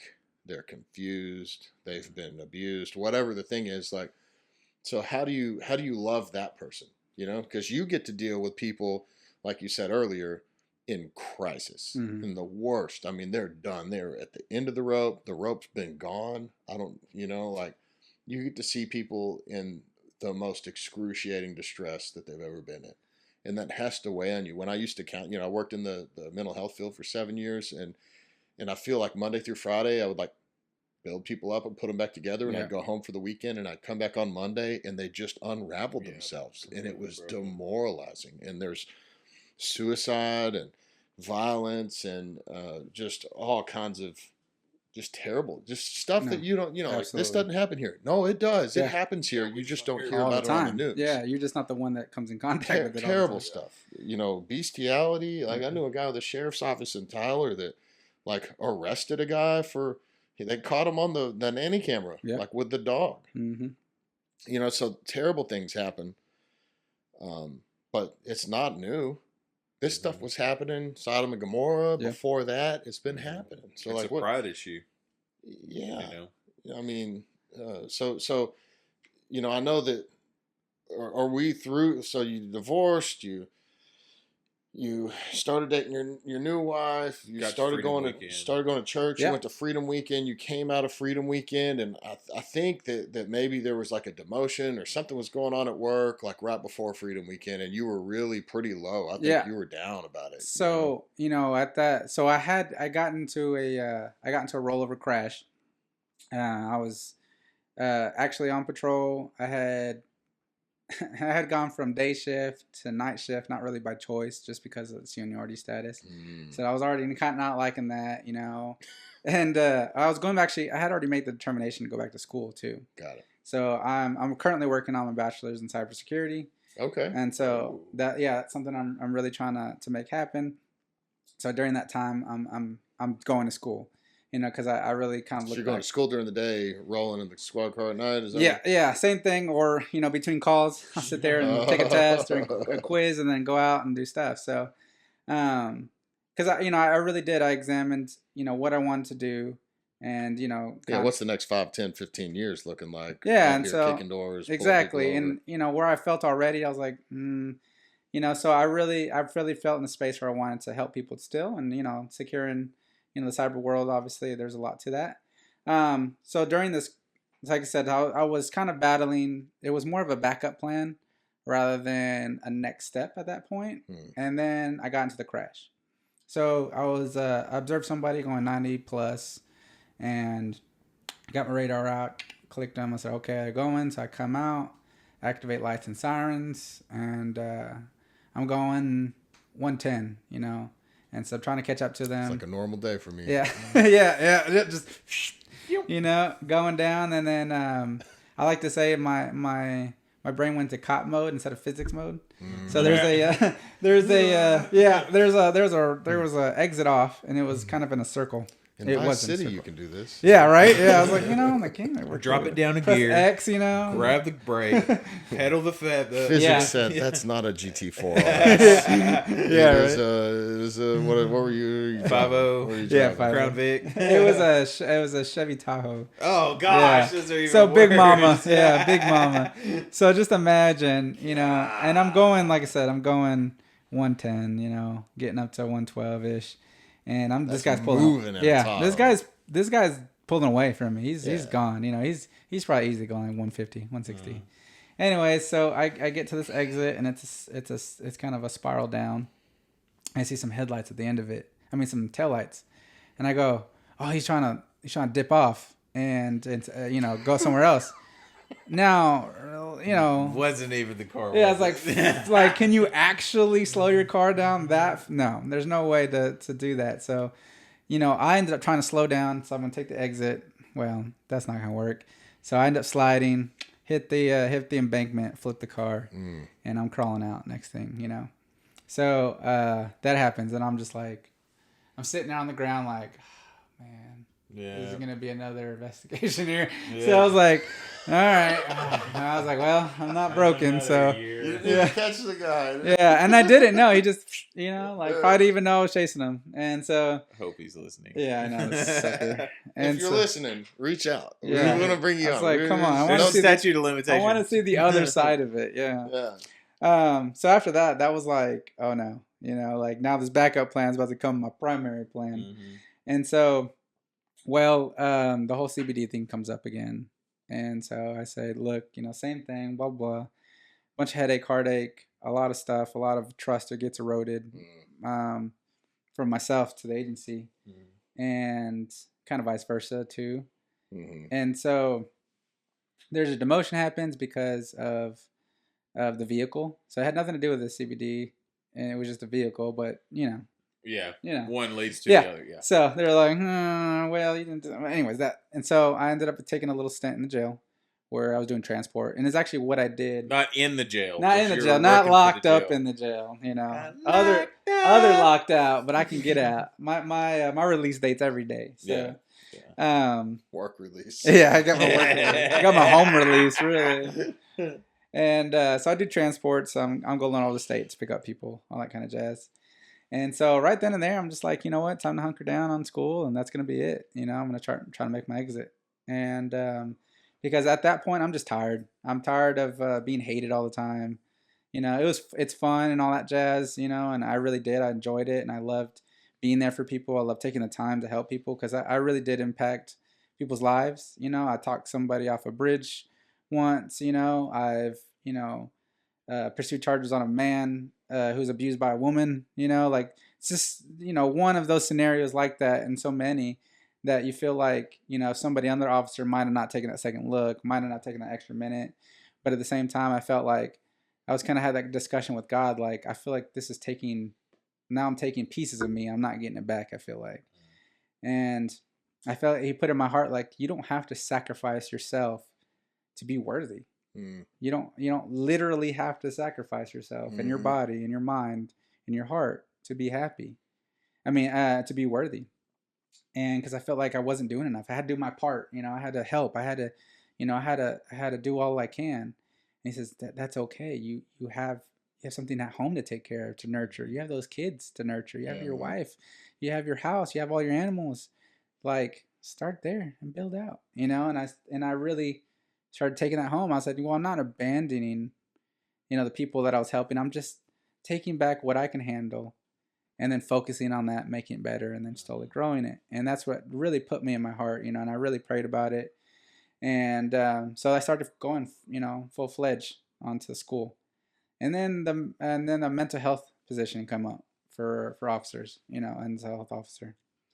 And at first I was like, man, if I do this, I'm going to want to do it. Because I never do anything like halfway. Like, I got to do it. Like, and this is a really important position, in my opinion, And so, because already with the erosion with law enforcement and the public, especially with mental health, well, then it's really just like wrap you up, take you to the hospital, call it a day. Yeah, exactly. I said, and then I said, you know what? And I prayed about it, and I felt like, hey, just because I'm leaving doesn't mean I don't have to do some good on the way out, right? So that's what I felt like. I said, you know what, I'm gonna go into this position, see what I have. I have an opportunity to go back exactly where I came if it doesn't work out or if it's different, or And so I went into it, and it was kind of like not really disregarded, but kind of like, well, we don't really, like, you do your thing, go ahead. And I was like, wait, what? Wait, really? okay, like I'm gonna do my thing. They were like, nobody else wants to do this Yeah, mental health and deal. nobody did. Nobody did. I was the sole candidate for it. They So were like, perfect. yeah, perfect. Go CBD over guy. there. Yeah, Go wreck a car with the crazies. yeah. Go hug the crazies and stuff. And that since that time, that has been one of the most rewarding, tiring, but most rewarding positions that I've ever held in law enforcement. It's very challenging, it does take a lot out of you each week, each day. Like if a frequent flyer call comes through, or they're like, okay, Vicente, you take this thing. Yeah. Because this guy, he calls every day. You go get him. And so that's pretty much what I wanted to start doing. I wanted to start taking over the calls and for mental health and really starting to lead up all that. And so that's why I started hitting the ground running. I started trying to gather resources for mental health issues that coincide with drug abuse, alcohol abuse, because they all like kind of family together a lot of the times. And so after that, I just got to work. I started following up with families. I started following up with the consumers themselves, and I felt like what I experienced in Freedom Weekend, what was so important was letting yourself kind of work through it. Like, you're like asking the right questions, and letting that person talk through it and just being here, no judgment, no reaction, except for listening. And I might take you to jail, depends on what it is. Say. I've had to tell people like, there has been like, they're like, well, I do these drugs. I'm like, okay, well, when I come see you, you can't be doing those. I don't know. Give it away, okay? Yeah. And so, because I really want people to know that I'm not there just to lock them up. Yeah. Like you don't come in with a drug dog or like I don't come in there. My uniform's different and stuff too, even. But I really have, like, I talk to the people who are in the hotel rooms and, those pay by the hour things, discussing low bottom of the barrel as far as housing opportunities. And these people have nowhere else to go, places that have given up on them, families given up on them. And that right there hurt me to see, because I was like, man, well, may I not be in their same position, I never have been. But I've been in that point where I needed to come to Free to Awaken to say something. I needed to be heard. I needed to be validated. I needed to scream something to somebody. And, I learned how important and how fulfilling and how much relief that gave me to surrender that to God and to have somebody that was always there, but then to remind it like, hey, he's there, right? And I'm like, oh yeah, I'm not all this by myself, and being able to connect with people on that level within the mental health sphere has been really helpful. I've sit there for hours with people, just talking back and forth, talking about their future and what they want, and that they have a future, and the most I've done is listen, and that's been the biggest help for them, and even if God doesn't come into it all the time, because depending on who I'm working with, I always do try to, ask them, hey, do you have faith? And remind them that that God is there, that God is looking over your shoulder, that, just because you feel alone or you mess up, that doesn't mean it's the end. You could relapse tomorrow. Doesn't mean it's the end. Doesn't mean you're a failure to your family. I know those words and people keep telling you that, but this is not it. And showing them that there is someone that believes in them, that gives people the strength, like to have that motivation, to have that knowing that somebody's always in their corner. And that I've seen that's been the biggest drive to help people. Like, I know, like one, I ended up with a couple animals actually because of this job. So what happened was I ended up, so I had this female. She was in a hotel room. She's in psychosis. So that means she was hallucinating, seeing things. She hadn't slept for 5 days. She's self-proclaimed crackhead. She's like, I am a crackhead. And I said, okay, that's fair enough. Thanks for admitting it. And so she's like, she'd been using drugs, and she was getting kicked out of her hotel room. This was like, they were like, we called the cops. They're saying, well, you have to put an eviction, all that kind of stuff. And, it would go through the civil process of getting out of the hotel. Okay. And she's like barricaded the door. She will not come out. And so like, they're about to go in there, and she has a cat. and then she has all her stuff in there, and she's just manic. She's just rolling around the hotel room like this, just picking up stuff, putting up stuff down. And I'm able to talk my way through actually inside of there, and I sit there for the next 4 hours, just talking to this manic lady, and she is going around 1,000 miles an hour, and I sit there and just listen to her, and ended up convincing her to go into the hospital without having to fight her, because that was the biggest thing. Like, I had the legal authority to just take her, yeah, but then all the crap's Right. just laid there, and gets taken and throw it in the garbage, and then she can start all over again. Yeah. So I ended up taking her to the hospital, but she says, I'm not going until I know my cat is gonna be taken care of. And I was like, okay. So I called like a bunch of places, and nobody will take this dang cat because it's not fixed. And so I'm like, oh man. So I was like, look, all right, well, how about this? I'll take the cat, and once you get out of the hospital, you know, uh, I'll give you my number, and if you don't have any place to take it, I'll keep him. If you do, and I'll give the cat back. She's like, okay. Well, there's another cat too, and I'm like, oh God. I'm How like, many cats are okay. we So talking like, what about? are we? I was like, okay, how far am I going for this manic lady here? So we end up going to some drug dealer's house, because that's where she got kicked out from, and that's where she was getting trafficked from. And she's an older lady, and we get over there. She's like, hey, this is his house. So I have to back up in this corner. I'm not trying to get a gunfight. I'm just trying to get this lady's cat. And so she goes out. Luckily, she finds the cat. We drive back. We get into the hospital. And, now I have these two cats with me that I have adopted for them. And Did you get them fixed? I did get them fixed. Yeah. Always important to get your animals it's fixed. always But, important. and honestly, that this stuff like that. And there was another time where I went up to Lindale and fed a lady's dog for 5 days. Just went back morning and night just to go feed her, because I took her to the hospital and she had anywhere to take her pet. So it was stuff like that where I felt more freedom to be able to do kind of oddball stuff like that. But the relationships that I've been able to form because of that have been priceless. Like you go out of your way one time for a lot of these people, that it's like that you've earned their trust for a lifetime. Sometimes then you're the only one that they trust, and you're like, they're calling you 50 times a day, which gets to more of the more like, okay, I gotta decompress, and which I've had to learn now. I've had to like turn my phone off, kind of thing, because I'm kind of the only guy for this. So I have families calling me all the time, over the weekend, all times of the night, and I'm like, and for a little while, I was trying to be the save the world. Like, I was trying to do all of it. And I was like, I was following up every day, as my phone was always on, but I had to learn. I was like, oh, well, God said, hey, look, you're doing it again. You're doing it again. I said, okay, all right. Let me back up. I said, just because, like I said, I had to come back and say, I don't have to sacrifice my body. I don't have to sacrifice my mind. Do what you can. We're enough. A vet friend of mine years ago told me, do all you can for all you can. Yep. And that's something that just stuck with me. Dr. Thoney out of Kilgore, he passed away a couple of years ago, but yeah, all you can for all you can. I've learned that the bigger the storage unit, the more shit you have in it. Yeah.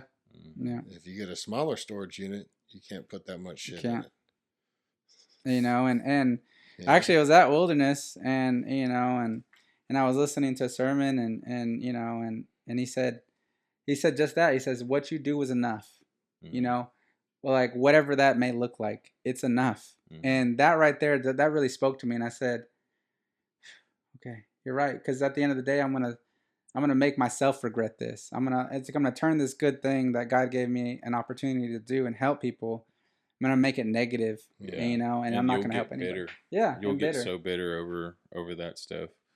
I know, like, helping people, I was the type that helped everybody in one of my past lives, and now, like, I'll kind of get mad at myself, because I'll be like, oh, well, you're definitely portraying that you don't care, that you don't give a shit about anything other than yourself. But then I think back to all the times that I was trying to make everybody think that I cared, and it was destroying me. Yeah, you can't. Yeah, it was just eating me up. You can't. And that's the biggest things I learned. It's like it's like you leave that big picture for God. You allow Him. You you be there, you support, Mm-hmm. you be an advocate, you be that voice, you be in their corner. But as far as, trying to lift their whole life up, Yeah. it's just not feasible, and that's what I had to start learning.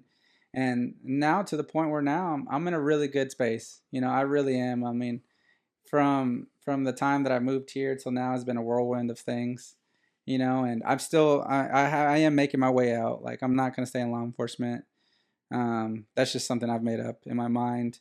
I'm gonna go into the private sector, or maybe still go into law enforcement, but not in this capacity at all. Mm-hmm. I know I love it. I really do love the mental health stuff, but I have foreseen, like, I can't do this for very much longer. I can't do it for the next 10 years. It's just going to take way out of Yeah. me. Um, but honestly, the more I have my Bible at work, and I make it a habit now to crack it open. I just, whatever page it lands on, I start reading. And it was one of those moments where I started just doing stuff. Like, I just got to do it. I just, like, I don't have to have a whole diagram of where to start. I don't have to start at page one. I had this silly idea that I had to start like Genesis. I had to start from, like, I would listen to it from from the very first word. I felt like I had to listen to the whole Mm-hmm. thing. And I was like, and God told me, like, look, not everything has to be right, perfect, pretty, Mm-hmm. structured. Just get in it. And Yeah. the more I accepted that, and the more I said, there's never gonna be a right time. It just jump into it. I've never been happier. And I've really, obviously I still struggle. Who doesn't? And I still kind of come back and forth with that. Like, am I doing enough? But then, that relationship with God is really what starts pulling me back. And I do need to get into church again. I really have no excuse. I say I'm busy, but never should be busy enough for God. So I don't really have a good reason for that. But Man, I I'm not the type that, like, you need to be in church every week. Like, and I don't even think that our church is like that either. We're very much, Yeah, they're like, we hope you have enough reason to not be at church. yeah, Sometimes, exactly. Like you should have a family and have things. yeah, the Yeah. partnership that we have with our members, it's something that is very refreshing, because at the end of the day, like, if you want to stay home, like, if I just wanted to stay home and have a lazy day with my daughter Yeah. and just chill, like, who's gonna get mad at me for that? Like, that's my daughter, and that's something that has been really refreshing, and that I hope that everybody actually gets, is that if you're not here, then just be doing something else for him. Like, you can literally do the thing for him. Now, I'm not going to say that nature can replace the church by any means. But I will say that the whole idea of every single Sunday you need to go to church, because we're no longer under that law. Like, we're not under the Sabbath. Jesus is the Lord of the Sabbath. He proved that by healing people on the Sabbath. And he fulfilled the Sabbath. And so now we're able to take the church to wherever it is that we go. And at the end of the day, it's God that he's right there. Yeah, Like, church, he's church isn't a place for me. It's different. And you come full circle. You came from low self-worth, depression, maybe a little, you didn't come out and just explicitly say it, but maybe a little bit of, like, I need to earn my way back right with God. No, absolutely. And going to church every Sunday. Yeah. And now you're in a place where it's like, hey, look, Jesus either was the real deal or not, And if you're saying you believe he is, well, like, how many times do you need to ask for forgiveness, and how many times does he need to get crucified? And, like, are you trying to use the least amount of Jesus' blood and help the most people, and, like, trying to be Jesus? Because that's crazy, That never works. It's just, grace is a hard thing for us to understand as humans. No, absolutely. Look, it's unmerited favor. It means you didn't earn it, you don't deserve it, you can't buy it, And I think it's hard for us to live like that, because I think people that think like you do, like I do, maybe like Pat does, we're hard on ourselves. Yeah. So we'll give somebody else the benefit of the doubt, but fuck me, like, I will beat myself to a pulp. That man in the mirror. For what? And, like, because God's not. It helped me a lot having a family, because then, like, my kid would mess up, and I wouldn't be like, "That's it, kill this one." Yeah, Like, yeah. Yep, guess we're time gonna for the stone whip. up. Restart. Let's go to You know? Leviticus, boys. But the kids are like, "I'm sorry." I'm like, "Hey, look, it's okay. Yeah. It's okay." Like there's only a handful of things that you could actually mess up that would be, irreversible. Yeah. So it's like, Yeah. this was not one of those things. Yeah. We're fine. We're good. No, I agree. And I got told once by a friend, he's like, would you ever think to be as cruel and harsh to somebody else as you or yourself? Like, would you ever say the things to yourself to somebody else? I'm like, no, never. And they're like, why? I got one even better. Would you say anything to your younger self? Like the 8-year-old you? Ouch. Yeah. Like the way that you reprimand yourself, the way that you get onto yourself? Heck Would no. you speak to the child version of yourself? I think I would have done the opposite. I would have gave my child version a hug. Yeah, dude. Come here, man. Yeah, I know what you. Let's it's see. like- You're about 8 years yeah. old. You're going through this. Come here, man. You come It's gonna here. be okay, dude. And looking at it, it really did. It's crazy, and like I said, I'm not saying I got it all figured out now, but it definitely took me a long time to realize that. I mean, in doing that, you're gonna spend your whole life telling yourself you're crappy when you could spend your whole life just living in God's image and living the way that He wants you to live. And bam, soon enough, when you don't even realize it, you're like, oh wow, Yeah, I I'm not did- even dealing with this. I'm not I'm even- not staying up this late Yeah. anymore. I'm not. Yeah, exactly.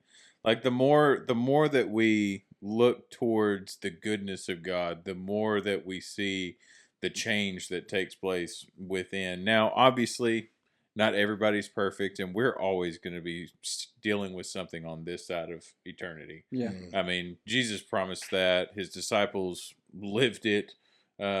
Like that is the reality of the situation that we live in today. It's a fallen state everywhere. But if you just look for like the silver lining in everything, I'm telling you, dude, you wake up so much lighter. Yeah. On the really bad days. I do, and it's like, man, God got me through all that. I was like, there's nothing now that could. I was already at that point. Yeah. It can't go any Yeah, it lower, can't go worse. And so that was a big thing for me, to start experiencing. He equips us with everything, like the next step, that each time we have, not in the sense of I got to do better, but the more that he actually reveals his goodness, you see the equipping in the previous steps that, hey, I'm not dealing with that anymore. I know how to deal with it. Oh, this person is dealing with the same thing that I was dealing with a few months ago. Let me show you how Jesus fixed this. And that's something that's so important. And I think you got it, dude. Like I will say, I really believe that whenever you came through Freedom Weekend and you were in my group and everything, I think that God had you exactly where you needed to be in order to pour out for other people in your next step. No, absolutely. Because when this mental health thing came up, I would have never done that. Yeah. 4 years ago, I just wouldn't. Yeah, I remember when you told me that. I literally started crying in the freaking parking lot. I was like, bro, that's like full circle. I'm getting to see everything right there. It really was, to be able to not only have been that person that I'm looking at, but to be there. Like I just couldn't. It really brought something to me to be able to put a hand on basically myself, and be able to be that ear and be that that voice for them, and hopefully, have God, through His works through me, and that's what I try to do, and I said, look, I try to live my life in this way, and I try to help where I can, never extend myself, and the craziest part is after Freedom Weekend. I started having not weird stuff, but it was just nothing that's ever happened to me. But I started kind of just letting all that stuff go. I started just living, just start helping as where I can and what I feel like I can handle. And people would just come up to me, like I had on 2 occasions with my wife, and then one by myself, where a woman came up to me and says, I don't know you, and I'm sorry, I don't know if this is weird or not, but I just I just want to say thank God for you. You know, I just want to pray with you right now. Wow. And it was like Walmart, and I've never had that happen to me Okay. at all. And I was like, okay. And so I sat there and prayed, and that happened again, and there was and and it felt like I felt like God had touched me and put this aura of like, hey, it's okay. You can come to this guy. He's safe. Yeah. He I helped him, and he doesn't get it all figured out, but he can give you the strength that I gave him, or or at least try to point him in the right direction. And I had a lady recently come up to me in Super One. I do security there sometimes, and Super One. yeah, a Super One, and she just came up to me and she started crying, Yeah. and I was like, oh, hey, lady. And she just started telling about, her marital problems, and, how she wanted to ask a married man, like, what their mindset was, and how she could try to fix their marriage. And I sat there and talked to her in Super One for like an hour and a half, and I prayed with her, gave her a hug, and she sat there and cried and left and went to go, do whatever. But it was just after, like I said, after I felt like I finally stopped fighting and just let it happen. He says, look, you don't have to seek out everything to to fulfill Right. yourself. If you follow what I do, if you follow those footsteps, if you let go, I'll bring the people that need help to you. Yeah. And I'll make you a fisher of men. yeah. And it felt like that. It just felt like out of nowhere. Just people just, I don't know what it is about you, but I just want to say something to someone. Oh, thanks. That made me feel, I was like, okay. Appreciate it. Yeah. Guess I feel like a nice guy, I guess. Well, what about your wife and kids and stuff? What's going on now, man? So, my wife, actually, we met at work initially. She was the dispatcher. Uh-oh. Yeah, she was my dispatcher, and I was you the got cop. dispatched to the bedroom. It did, and it was funny because she hates that cop dispatcher thing. She's like, I hate it, and I was like, you wanted it. But we had a few funny times. Well, in that, it was a really unique experience. It's like Super Troopers. It kind of was sometimes. And so, like, I'll tell you one time, I was chasing somebody. So what happened was, when I was on day shift, and they were in a Porsche. No. It was actually a lot more embarrassing. This is why. But so I was looking for a father and son pair who had aggravated assault warrants, and I went to this house, and there's just an area where you kind of you throw a rock and you hit somebody that's doing something they're not supposed to. And so I get there, and I see this guy to my left, and he's kind of looking at me. And the license photo that I have is years old of the father. The son's an adult son, but he's like 22, and the father's like 50 or 40 or something. And so this guy kind of looks like him. So I'm looking at him, and I was like, and I was talking to another guy on the street, just kind of like one that knows everybody. And this guy kind of walks up, and I was like, is that guy? And he's like, nah, it's not him. And I was like, and he kind of like, I don't know, I was like, Squirrely. Squirrely. And I looked at him and was like, hey, man, can I talk to you? And he just, turns feet and just books it. So I'm on the radio, and I will say one thing about me. And so I do jiu-jitsu and stuff. Yeah. And so when I grab you, I'll hold you. You can't get away. But I'm not fast. I am not fast. I am a slow man. And so this 40, 50-year-old dude is just booking it, and he goes through this house. Just like, I am. I'm like running. And so my wife is on main channel. She's the dispatcher. So I'm saying I'm running, and she's like, okay, like, and so I'm running after this guy. We go through a house that was like still under construction. There's people working on it. Yeah. This kid busts in there, jumps out the window, and I'm just running past her like, what the hell is going on? So I jump out the window he jumps out of, and luckily that hadn't been put in yet, so it was just no glass. And so we book it across the road. He gets into the woods. There's train tracks there, and I'm just like, I'm just dying here. And this 40-year-old dude just shopping, just going, and I'm like, God, this sucks. And so the one thing, this is kind of the cop thing. It's like you don't want to get on the radio and sound all dead and everything. So I was trying to catch my breath, but they're like, where are you at? Where are you at? And I was like, and my wife was like, what's your location? What's your location? Trying to send units to you.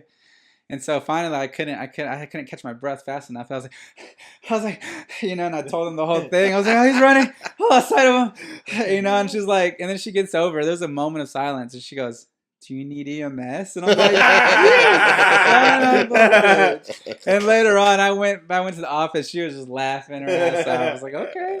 Next day, I run traffic like crazy. And so she was like, stop it, man. It's so much work.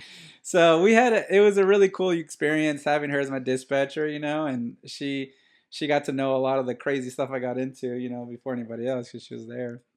But yeah, we during that time we really connected and went on some trips together. I ended up moving out of my apartment because it got flooded and everything, and so and I was gonna get another place, but she says, "Hey, why don't you just move in? If it doesn't work, we won't split up. You just get another place." I was like, "No, sounds good enough."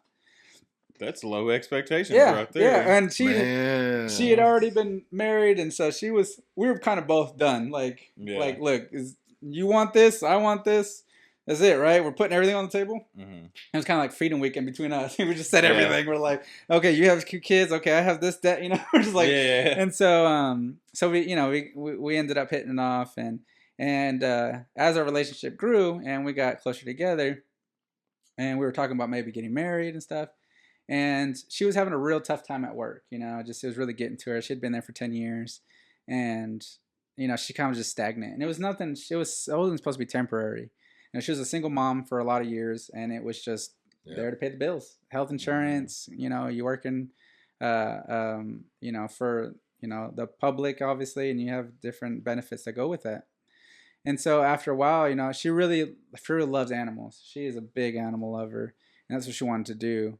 And so we talked about it and said, it's just like, hey, look, honey, I get what it means to be in something that you feel like stuck in. You don't feel anything else. I was like, listen, if you want to try to go back to school to be a vet tech or something like that, like we'll plan it out. I mean, obviously you can't quit today, but we'll plan it out and let's do it. And so a couple months go by, we save up, we try to plan, and then she comes home, she's crying, she's like, I'm like, it's time. Done. It's done. I was like, yeah. And I told her, I was like, you got to quit. And she's like, she was super nervous because for obvious reasons. Now, we were living together. We hadn't gotten married yet.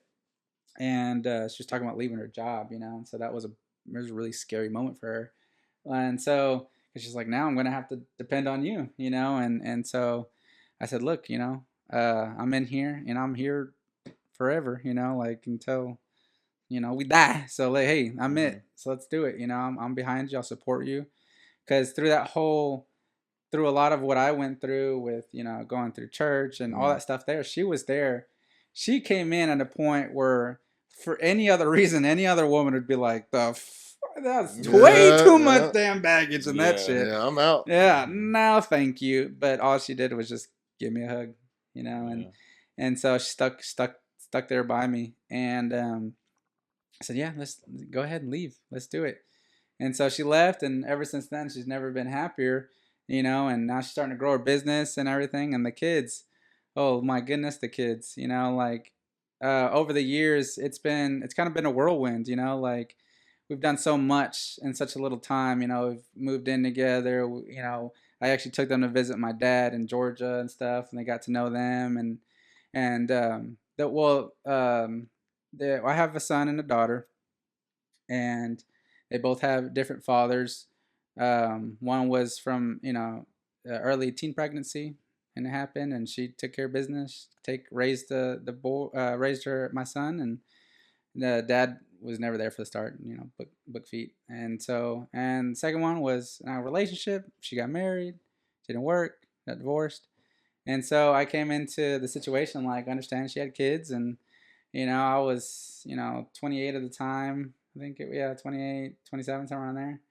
And she was one thing she was nervous about. She's like, well, I got kids, And I was like, and I was funny because I was in that age where I was like, this is where I was going to try to start having kids, So I was already in that mindset. And so I was like, you know what? I mean, we'll take it slow. And she was really understanding, she, one of them let it slip. Cause right now they at the time they were like he was 7, she was going 7, my daughter was going 7 to 8, and my son was like 9 to 10, like going on that age.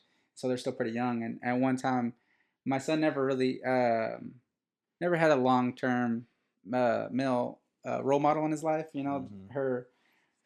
My daughter's father, I mean, was there for him, but never really like kind of bonded with him. So like he let it slip one day. We're still dating. And she's like, "Oh yeah, Dad." And I didn't do anything. I didn't because I was I've been in I love my stepdad to death. He really is. And so I was like, and I didn't say anything about it. And I kind of noticed he was like, Is that and so, okay? yeah, that was okay. Testing the waters here. And then I told my wife about it, and she was like, "Really?" She's like, "I'm so sorry. I don't know." I was like, because she was scared that like, "Oh my God, she's gonna book off now." And I said, "No, I just thought it was cute. I'm glad. I'm surprised that it would even pop out of his mouth in that way." But and then obviously as the years go by, I mean, they have brought so much joy in my life. Sometimes I want to shake them, but I learned that it's normal as a parent now. That's a part of joy also. Yeah, that's part of joy also. Are they in middle school now, or is it? So my son's going into high school, and then my daughter is going into middle school. So now all of a sudden I went from not having no kids, and now I'm going to have a freshman. Yeah. Yeah. So it's been crazy, but it's helped me kind of go back to where when I was that age, and I was like, wait, I have the opportunity now. You can break some of to those be curses. the person that you needed in your life. Exactly, Yeah. exactly, and ever since then, I mean, I've been 100% for them, and I've I try to do as much as I can when the first start of all this to learn them, to learn what they like, to be present, and it's really shown for me now because they do, I'm dad, to them, and they don't know anything else, and recently we had a little bit of a scare with them so they got into an ATV accident, and so I had gotten an ATV a couple years ago, and I just changed the tires on this trailer that we had, got a little extension for it, and put it on the ATV, and we're going to use that to haul stuff around at the house. Well, my son, I said, all right, now he's starting to get to the point where he might drive soon, and so I was like, here's the case, the ATV. I taught him how to drive it, and I said, all right, you can drive that up the easement every day. Last day of school, this year that just ended, he's going up there, sees the bus about to leave, he gets a little overzealous, pops it, and then he's a rock in the road and just hits it, flips right over, and so he gets major road rash, and some of my daughter too, but that's all it was just road rash in both. So, but man, that was the first time I cried. I said, holy like my wife had to like snap me out of it. I'm like, oh, here I am, like this police officer. I've been here for 10 years, seeing people stabbed and bloodied and dead. My baby. I know, and like he had road rash, and he was sitting there like, yeah, this sucks. I'm going to the hospital. I'm like, is it broken? Yeah. Let me see your toes. You have them all. And so I was kind of like getting a crash course in it all, experiencing all the kid stuff, but. That's been a whole new dynamic in my life, and I love them. I haven't really felt pressure in saying that like, oh, I'm the daddy, I got to do everything. It's just that my relationship with them and my wife has come so naturally.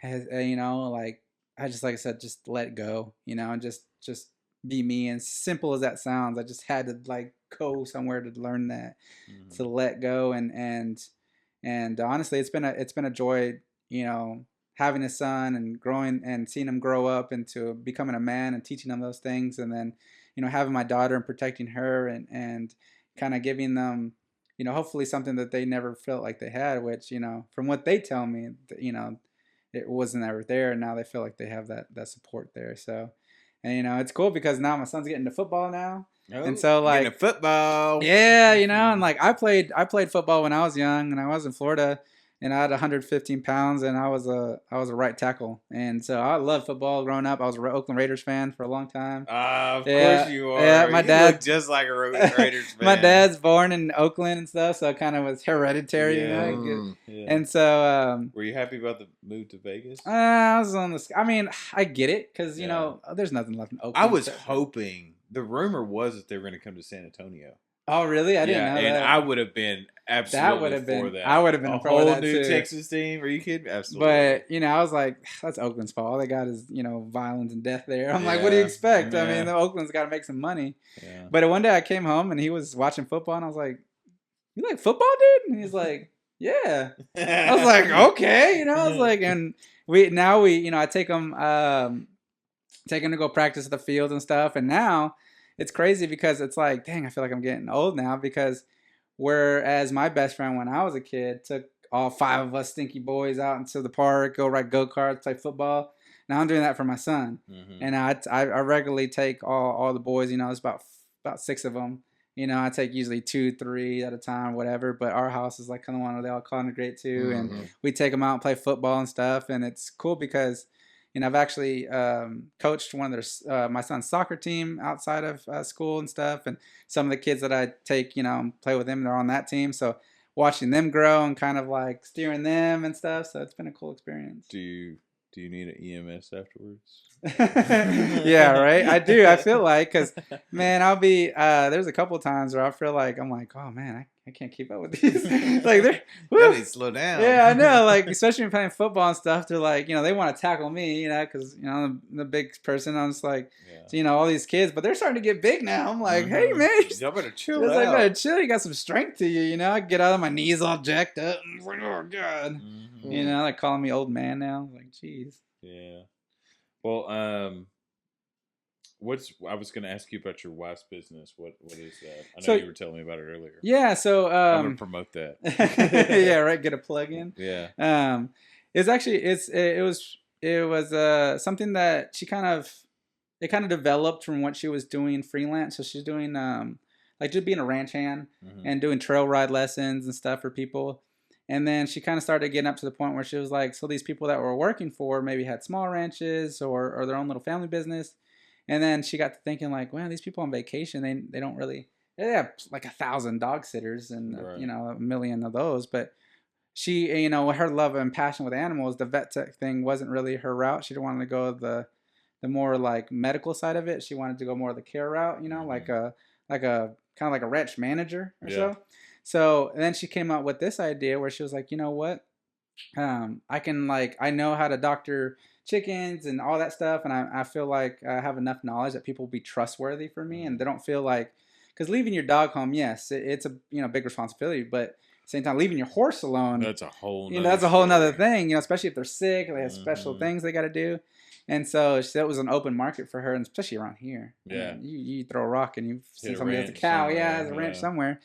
And so what she'll do now is, like I said, when they go out of town, she'll either stay over their house if they request it. So if they have someone that needs to be kenneled every day or stay inside the whole day and they need to install or something, like, she'll actually stay overnight and do that. And or other times she'll go once in the morning, once in the afternoon, just basically wherever directed by the owner. So it's K Barrientos. So that's her business. Barrientos. Yeah, farm sitting, K Barrientos Farm Sitting. You can find it on Facebook, Okay. But give it a plug. Yeah, but she's and she's been so happy. Like, being locked up in that dispatch room, I think was like its own version of hell for her. I bet. She comes home every day and she'd be covered in dirt and mud, poop, and cow crap, and she's sitting on the couch. She's on the ground. She's like this. She's like, oh, I'm so happy. Yeah. Listen, I think they should turn cow shit into a perfume.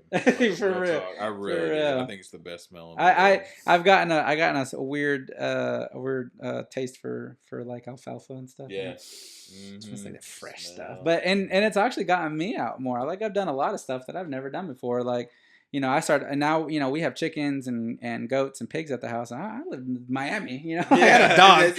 I had a dog. It was way different. And, she's into, she loves getting roadkill and like cleaning it up and getting the bones and all that kind of stuff. And so it was a big change for me, somebody who had, had that kind of interest. And she's taught me about horses and stuff. And it's like the taxidermy thing, to walk in and just like you're gutting something. You're like, okay, that's strong. That's strong, There's a brain, half a brain on the floor. Exactly. I just stepped in. And she'd bring home like, dead donkeys and stuff. And I'm like, oh wow, okay. She's just digging all in, just grabbing it. But yeah, I've had opportunities now to go ride horses and learn how to ride the horses and be able to go do stuff myself because I love working. I just love like not thinking of anything, getting a shovel and just cleaning and doing stuff and just being a part of it. So it's lobotomizing. Yeah. And in a good way. In a good way, yes, it is because that's kind of like our husband-wife thing. We'll go out, we'll volunteer, and we'll go cut down trails, and we'll go ride the horses, and it's been really fun. You know, just check out,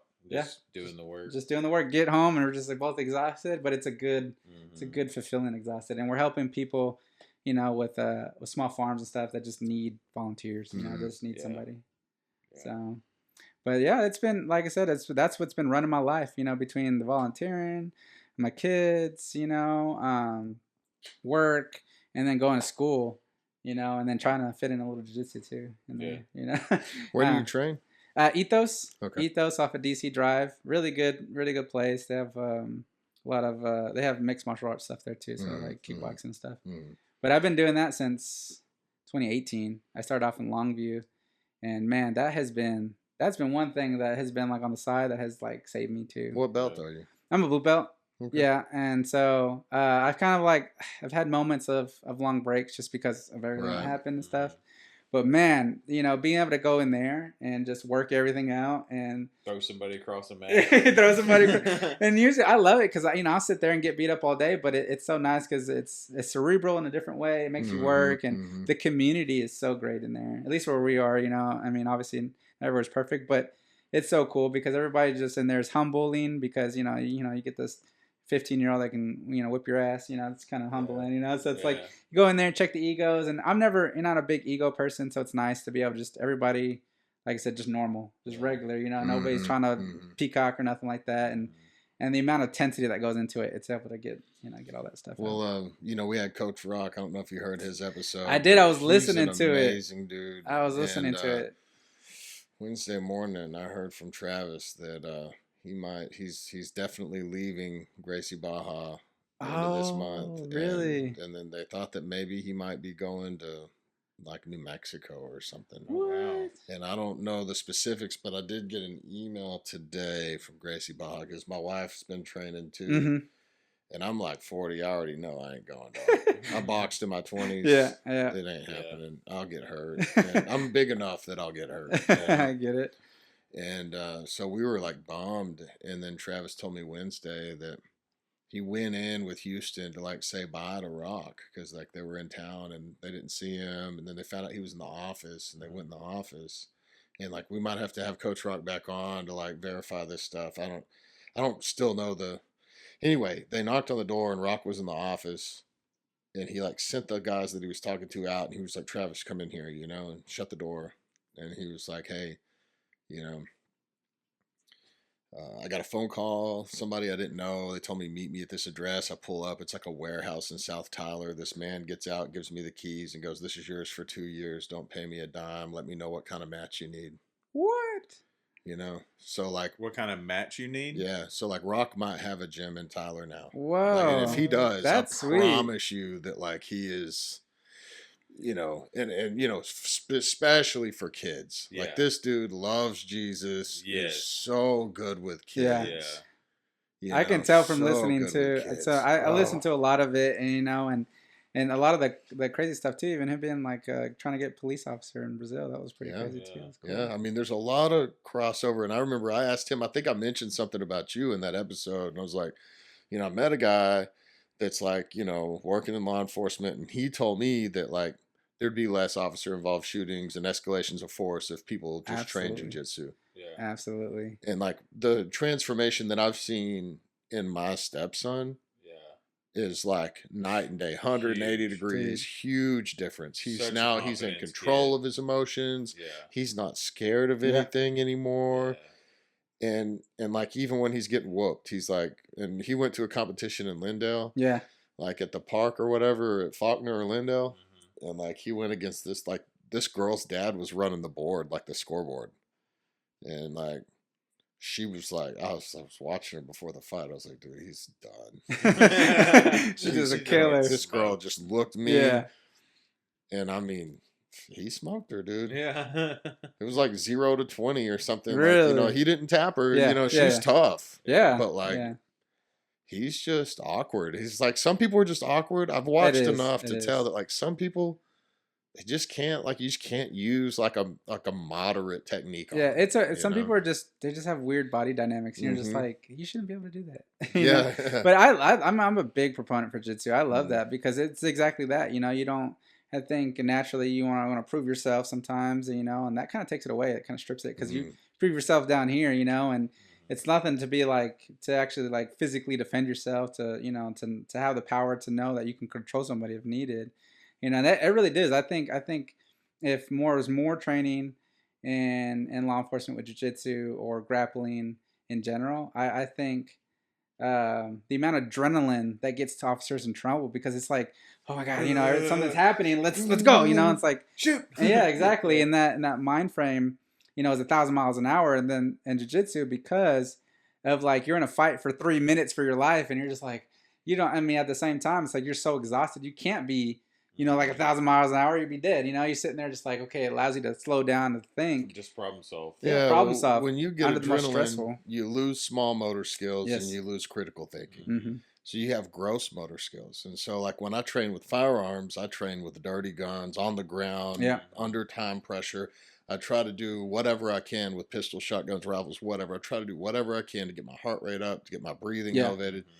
Because if I have to pull my pistol out at a gas station, it's not going to be like, time out, let me get my gun, let me make sure my safety's right. Check my let me get let me get the tip of my finger on the trigger. I mean, it's gonna be like boom, boom, boom, boom, boom, boom. You know, I get it. And jiu-jitsu allows an environment to safely push the body past that, because when you get hit with those, you don't fall back to your level of training. You fall back to your level of competence. So like, how often have you trained? You know, I mean, like, how often do you have to certify with a gun? You know, annually maybe or whatever. I can promise you, I've gone shooting with officers. That cannot hit a steel target 25 feet in front of I you. do not blame you, and that's the thing. It's like, you know, I think that part of it is just not there. You know, inside of 25 feet. I'm more afraid of a knife than a gun. I already know. They can close the distance and it can cut on any plane. A bullet goes straight. You know, inside 25 feet it goes straight. And you'd be surprised how fast somebody with a knife can get to you. Oh, yeah. You couldn't even catch that crackhead. I know, right? And he was old, too. Like, if he was running at you, could you have gotten your gun out? And, I mean, you know, what are you going to do? I would just go straight to him. See, that's when my jiu-jitsu comes in. You know? Which, you know, that actually... You pull guard? No, I go to takedown. I'm a big man, you know. I try to get in there, but it needs some work though. I'll tell you that. But even in the mental health sphere, man, I've had to I have to use it. You know, I sit there and use it, and it's cool because I can de-escalate while I'm sitting there, you know, controlling them, and I'm like, hey, it's okay. Yeah, you just have a conversation. Hey, man, you know, like, are you stop that? Yeah, and just like how my professors do it, and you know, they're like, I'm sitting there rolling my life, and they're just like, "Oh no, talking just no, fix that over there." So I'm like, am I even doing anything? And then they have the audacity to be like, you know, you're doing good. and see, kind of to segue back into Freedom Weekend, that's the environment that we produce for people. Because you've been asked the questions before. You may get the same questions 4 different times, right? The first time, it is a trigger moment. It can be. You can be triggered over a question. And then the second time, not so triggered. Third time, okay, now I'm actually comprehending it. Maybe the fourth time, now I can actually answer it and actually calm myself down. Because like, if you give somebody enough opportunities in a short enough window, they're more likely to take it. No, absolutely. You know, and in sales they talk about, hey, somebody's got to hear something 10 times before they understand it. You know, so that's why advertising is so repetitive. You know, and that's head on, apply it directly to the forehead. You know, it's like that shit was just like didn't work, but you know they sold it. It is. I mean, the amount that like you can, if you just put yourself in a controlled chaos, how much benefit that does for somebody. You know, it's astronomical. You know, because I mean, there was times on Freedom Weekend I'm like, there's no way I would have been able to like I just didn't feel secure anywhere else. Every felt too wild. Like if I said something, I don't know, somebody might say something somewhere. You know, something might pop. I don't know. You know, just you don't have that space. But you know, when you're allowed to, the moment just to, you know, let it go. Well, in helping professions and serving professions, I mean, there's this It's like you have the answer. You always have the Yeah. answer. You're the authority. People come to you. Yeah. It's really difficult for people in counseling, fire, first responders, military. It's really difficult for them to go, I don't know the answer. That's terrifying. I Yeah. don't know No, what to do. absolutely. I don't know the answer. And everybody they've ever seen in their line of work Has or in their always life had that experience answer. that has said that, Yeah. they were a bitch. Yeah. They fell on the knife. Mhm. They committed, just they did what happened to them after they said what they said Yeah. was like Was career awful. ending. Yeah. It wasn't good. They got drug. Um, and so like in recovery they have what they call caduceus meetings. So like maybe if you're a county judge, you might not go to Alcoholics Anonymous, but they've got a Ah, caduceus yeah. meeting that's a little more secretive. Mhm. And then like it might be doctors, lawyers, nurses, maybe go there, Yeah. because you don't want to walk into a meeting and maybe you're a cardiologist and Yeah. like you walk into a meeting and they're like, oh shit, that guy's 7 supposed of to your operate patients. on Yeah. me, like It's tough. so we've known for a long time, like, hey, secrets and being quiet and stuff, we know that psychologically, emotionally, very damaging on It people. is. Yeah. And we've tried to kind of create some safer places to do that. But what I've seen is like, if I'm keeping secrets, it's bad for me, but it's also bad for you, Yeah. right? Because I have shared my faith a whole bunch more since we started this podcast than I did probably my whole life before. Yeah. Because you're You actually know? doing it each week. And Yeah. people have come up to me and gone, hey man, it's because of this one episode that I Yeah. came back to church. Like I know I needed to do it, but I wasn't, and I was listening to the episode and I was like, that's it. I just got to go back to church.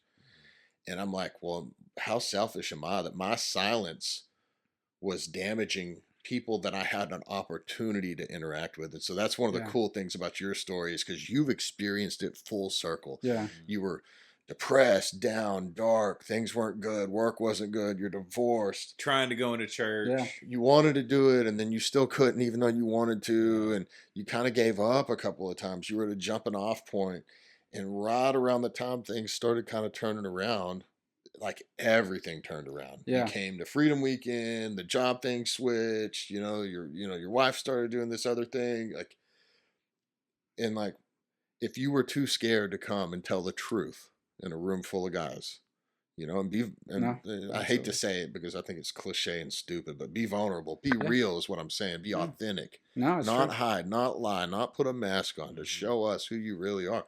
But you're only capable of doing that because you can clearly see that, like, we're being real. Yeah. There's no pretense. We're not here. We got other things we could do for sure, but we're not going to miss a Freedom Weekend. Yeah. Because it's addictive to get to see, like immediate results. No, it is, and and because there was moments in that where yeah, you do hesitate about saying things, but then when you see some guy just say it and then everybody's like, hey man, like that sucks, or what you did sucks, but hey, we're here now. Yeah. And I'm like, Oh. oh, he didn't burst up in the flame, like he didn't get everybody didn't heathen, what the hell are you doing Get here? out. Unclean, Yeah, unclean. get out of here, but Shame. yeah, shame. And Feels like Game of Thrones. Yeah. Shame. just feathers and Yeah. thorns. And see, that's what I mean. That's what I thought. In those circles, I'm like, there's no way I could be. Which is so ironic. It's like I can't be real in church. This is it's too much. Yeah, but you don't have to get your shit together before you come to Jesus. Yeah. Jesus is the one that gets your shit together. And that took me a while to figure out. And I think wilderness is definitely a place, where it is like they're like, hey, you don't want fixed people. We and there's not what's there to work on if you already think you're fixed. We want you don't want you to be ready. We just want you to come. Period, bar none. And I was like, I mean, even Jesus said, what was it? He said, Son of Man came not for the physicians, but for the sick. Yeah. I mean, and who were the physicians? It was the Pharisees. They were the ones who were religious, who had everything figured out, and they completely missed it by a mile. Yeah. Mm-hmm. Well, is there anything else you want to get out there while we got you here? No, I mean, I really, I really want to encourage people at the end of the day, while it may be an age old thing, holding that in, holding those secrets in, holding that, with that shame in, or what you perceive as shame, man, it's just eroding, to be able to come back in a church or in a friend or something, and especially just to be able to hand that off and give that off. I think that's been the number one gift, is that that I've gotten from my brothers and from God, is that I'm not alone, and a reminder that I don't have to carry it all. And simple is something so simple and something so like but it took me everything to basically feel like I was gonna implode, to finally say, you know what, it's time. But no, I like I said, I really do appreciate, man, the journey itself, because it's gotten me here. It's got me to the experiences where I can share to people, and being able to tell a story. And I appreciate you guys for inviting me on and then to tell a story, because I tell you, 4 or 5 years ago, I'd never done this, but Right. but like, and not so openly, like Yeah. I just wouldn't, just wouldn't. But like, seeing you guys and seeing the confidence that the people have in the circle to get your story out there, so that people know that, oh wow, that I think that too. Because for a long time, and that's what I felt like. I was like, man, I'm not the only one that thinks this, but you don't want to be out and see the first one admit anything, Right. So I really think, listening to, people's stories and their mistakes and all of it, man, you're right. It really does a lot for everyone else. It gets us, okay, hey, I'm not the only one going through this crap, but yeah. Right on, man. Well, Vicente, this has been awesome. Thank you for coming on. Best episode yet. Yeah, Well, dude, this I don't is know about all you're that. super funny too. Yeah. So this is gonna be good. I already know. So yeah, if you have a farm or ranch, or you got something that's not a dog or a cat, let his wife know. Kate Barrientos. Kate Barrientos Farm Sitting on Facebook. Farm sitting. Yeah, She'll sit on your farm. Yeah, you got a horse? You sit on it? She'll ride that too. She'll doctor your chickens. Sure will. And, Give your cows a shot at LA 200. Everything you need. yeah. So, but we're looking forward to see what's in store for Vicente moving forward. So, super excited, and man, we'll catch y'all next week.